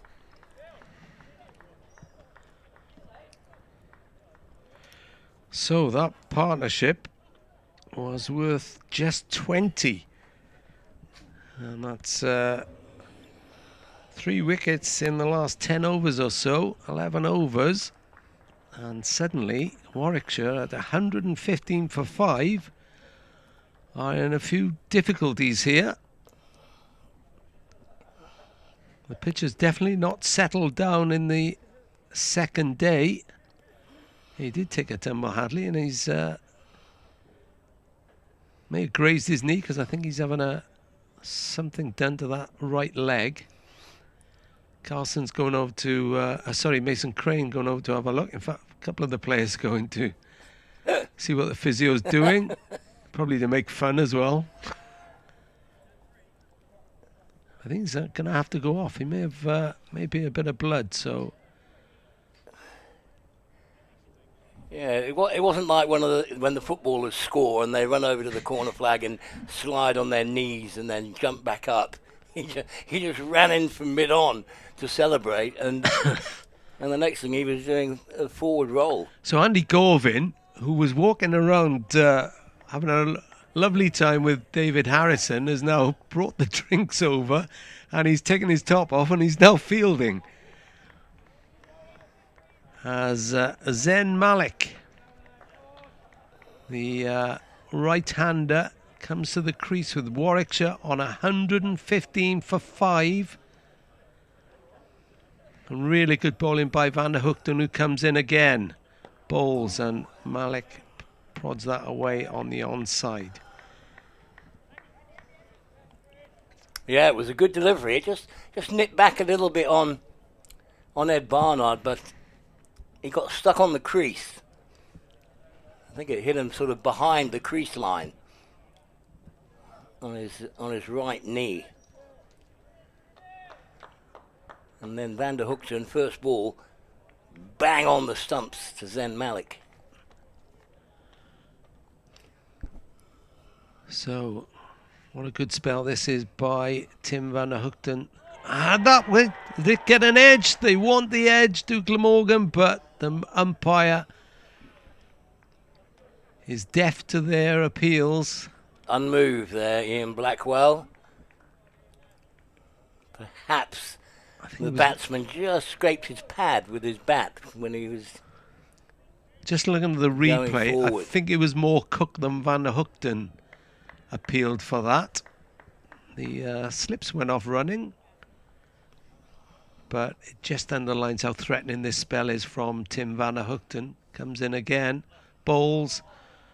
Malik plays that to short on the onside. No run, 115 for 5 now, Warwickshire. And there's still possibly 29 overs to go tonight. And it is gloomy, has to be said. It's not great light to be batting in, but they haven't put on the the floodlights, which they can do if the light gets worse. But I would imagine it's actually dark enough now that they should be on. So it's Hassan to continue, and he now has a deep cover. 6-3 offside field, so Gully is out there on the boundary, and the man on the boundary will... Oh, he won't quite get it as Carlson jogs over from cover to field. And Webster gets a single. Now the two former South Asian Academy players come face to face. Zainul Hassan bowling to Zen Malik.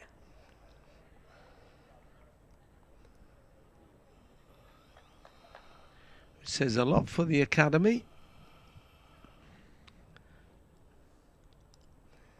And Malik is forward and just defends it to mid-wicket, but it didn't look all that comfortable as a defensive shot. It looked like he just planted a little bit with the front foot.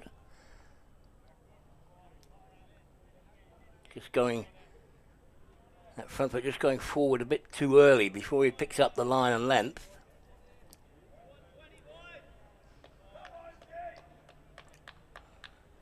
But the useful thing for him was the pad didn't get in the way of the bat, so he could still bring the bat through nice and straight. And here we're driving to mid-off. It's a dot ball. A very attacking length by Hassan, getting the ball right up there. Looking for an LBW or a little nick behind. He's in his 11th over. 2 maidens, has 2 for 40 currently, and he's into Malik, and this one is wide of off, and Malik lets it go. That was a confident leave as well. Yeah, I think that was about a foot outside off that one, so very early decision to let it go.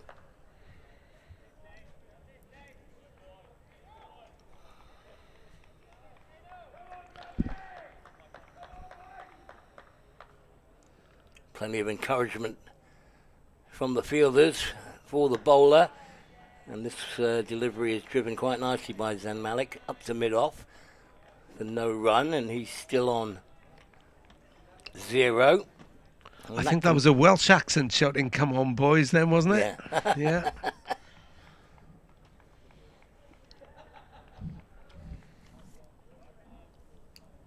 And it can play on your mind if you get stuck on naught for too long.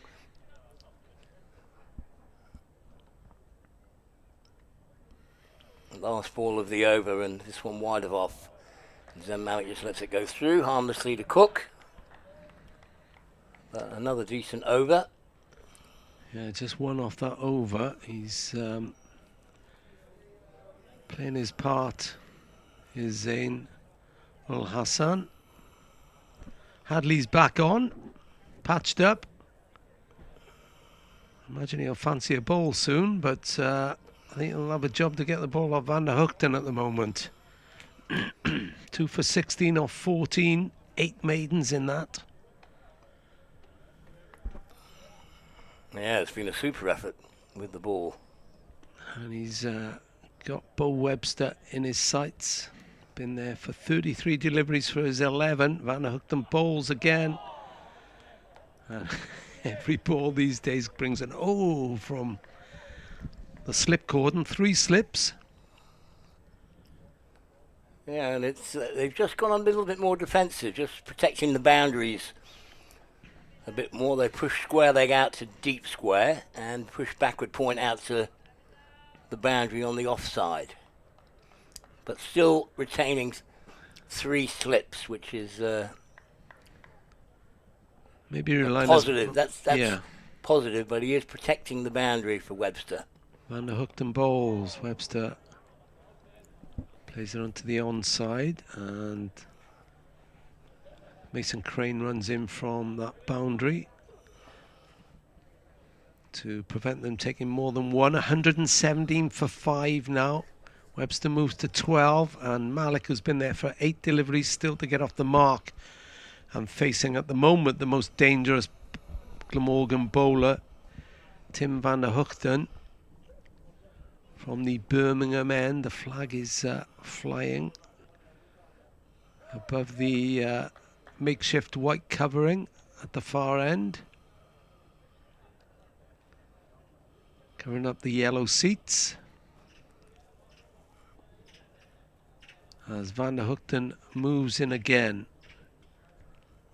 Bowls to Malik, who cuts that away for 4 runs. That'll make him feel a lot better. Confident shot by Zen Malik.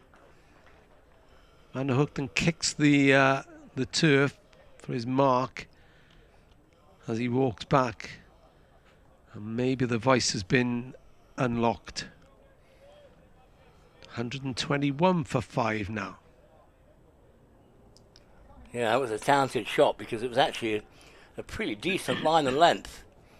Wasn't short by any means. Just had a little bit of width on it. About 6 inches outside off, but actually on a good length.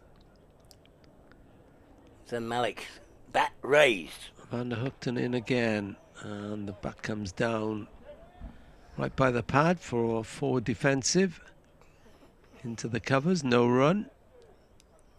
So Malik stands with his bat raised, and for quite a long time. For about 10 seconds before the ball's bowled, that he stood with his bat sort of in a baseball position. Yeah, he does actually. There we are. It's quite upright as well, isn't it? As Van der Hoogten bowls, plays that out to the offside. It's almost horizontal, isn't it, when the bowler comes in? It is a high backlift, but as I say, he's actually stood with it up there for quite a period of time, and then after the ball's bowled, all he has to do is come down. So that to me makes batting a bit simpler than having to worry about the timing of a backlift. But old Greg Chappell would say you need your bat on the ground.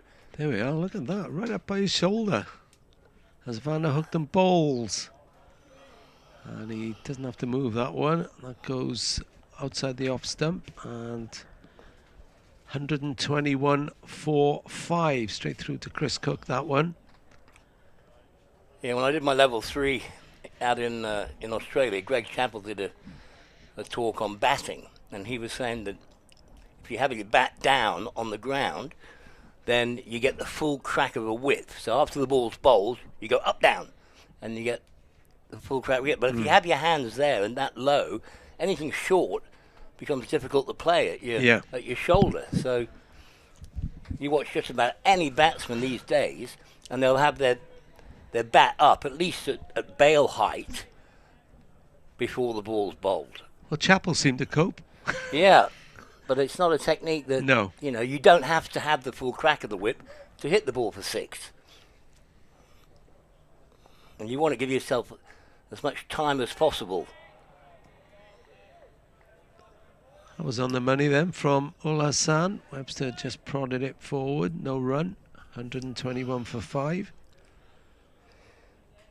So Ul Hassan has got he's got 2 slips, and then there's a backward point. It's actually a bit finer than perhaps a traditional backward point. And then there's a deep cover on the boundary.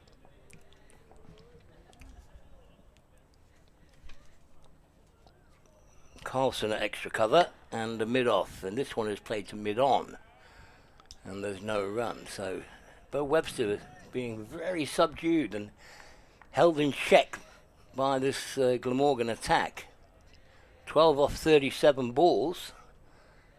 That's very rare for the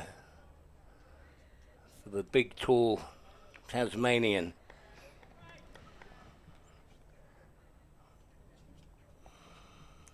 Hassan in again, and again he squares up Bo Webster, but Webster manages to take a single. He was looking to just work that again, perhaps a little bit on the leg side, and the ball moved from leg to off, and it in the end was an easy single to Carlson's left hand at extra cover.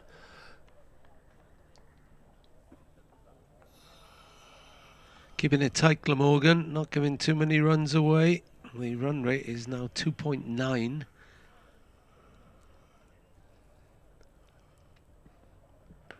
And this one's played by Malik out to cover.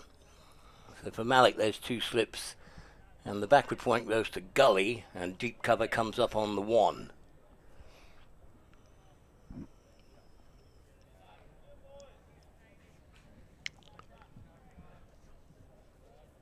When do... and that cloud is now very low, isn't it? It is, yeah. You'd love the ball on this, Dermot. In these conditions. Well, Hassan is in, and this one's wide of off and doesn't carry through to Cook. Kept a bit low, that one, didn't it? Yep, stayed a bit low.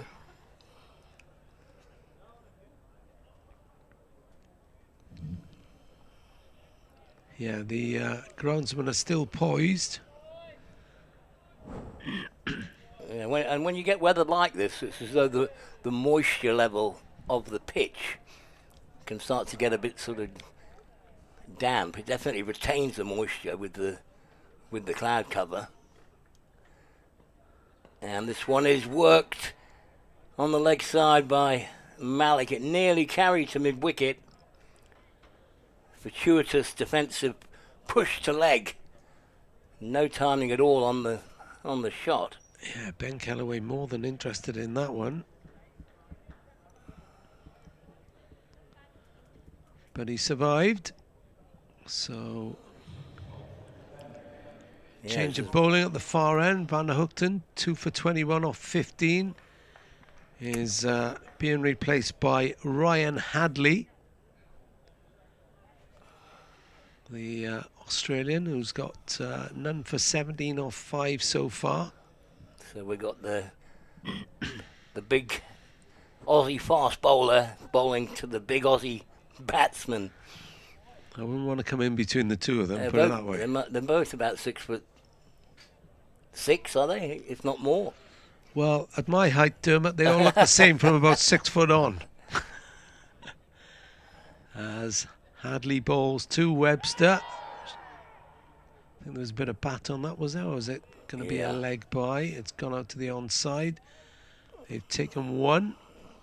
Umpire doesn't lift his knee, so it was a bat on it. It was a muffled shout, so Hadley was ready to burst on it, but held back when he heard the click of the bat. It was bang on middle stump.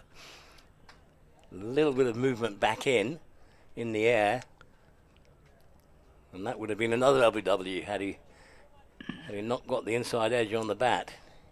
Takes the longest run of any of the Glamorgan bowlers.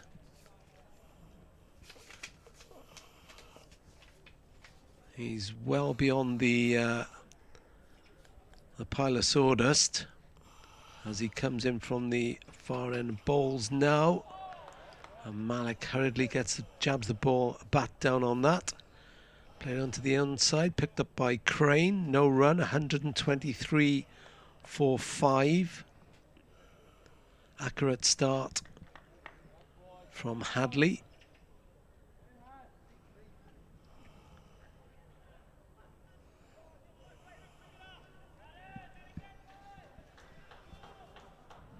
Ryan Hadley has 19 wickets so far this season in his 5 matches. Bowls again. And he's caught at second slip. Hadley strikes, and Warwickshire, with Malik walking back to the pavilion, are 123 for 6 now. Yeah, and a really good ball. That perfect line and length by Ryan Hadley, and then Malik tried to drive it to mid-off and just got an outside edge. And because it was a forceful attempt of a shot, the ball carried comfortably, and it was nicely taken. Asa Tribe was the man who caught the catch. Malik goes for 4 from 17 deliveries. And Ryan Hadley has his first wicket.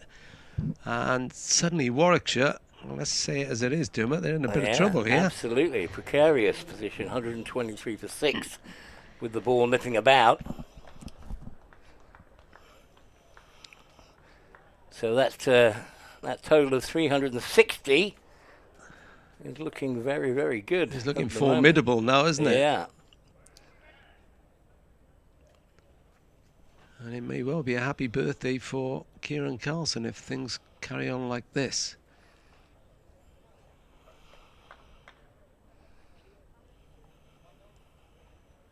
The umpires are conferring in the middle. They're looking over at where the grey clouds are coming from, and there is one above, but I actually don't understand why the lights aren't on, if there's a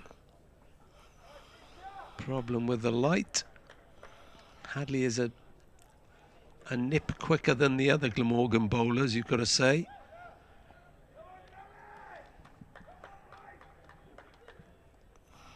There's Jordan Thompson, the left-hander, who joined Warwickshire in November on a 3-year deal. Gets ready to face Hadley, who's got 1 for 18. He's in his 6th over. Nice take that by Tribe, who's gone to first slip now, and Ingram has gone to second. Sorry, I'm looking at the wrong side. He's second slip, as was. No, Hadley, that wasn't far away from Thompson's off stump. It moved back in because Cook moved to his right to take that delivery from the big Aussie. This is testing stuff. They're coming off. And they're coming off. At 123 for 6. They're just warming up the hover to move on. And the big scoreboard is saying rain delay, so there must be a little bit of moisture in the air. But what a session that was for Glamorgan, a short session. But they have gone through the wickets here, and they'll be hopeful of getting on before the end of play, but the light will surely not be any better. Warwickshire are 123 for 6. They lost Rob Yates, that was 1 for 27. Alex Davis, Rob Yates was bowled Zain ul Hassan for 10. Alex Davis caught Ryan Hadley, bowled ul Hassan for 30. Dan Mosley was bowled by Tom Norton for 30 after leaving one. Then Tim van der Hoogten nipped in with 2 LBW shots. The first against Sam Hain, out for 12. And then the captain Ed Barnard out for 10. And Zayn Malik has just been caught ace a tribe in the slips. Bowled Ryan Hadley for 4. And Warwickshire are 123 for 6. Tim van der Hoogten, 15 overs, 8 maidens, 2 for 21. Tom Norton, 9 overs, 2 maidens, 1 for 28. Zainul Hassan, 12 overs, 2 maidens, 2 for 41. Ryan Hadley, 5.4 overs, 1 for 18. And there was just the 1 over of spin from Ben Kellaway a good while ago now. And they're replying to Glamorgan's 360. Dermot, your thoughts? Well, absolutely, Glamorgan in the prime position.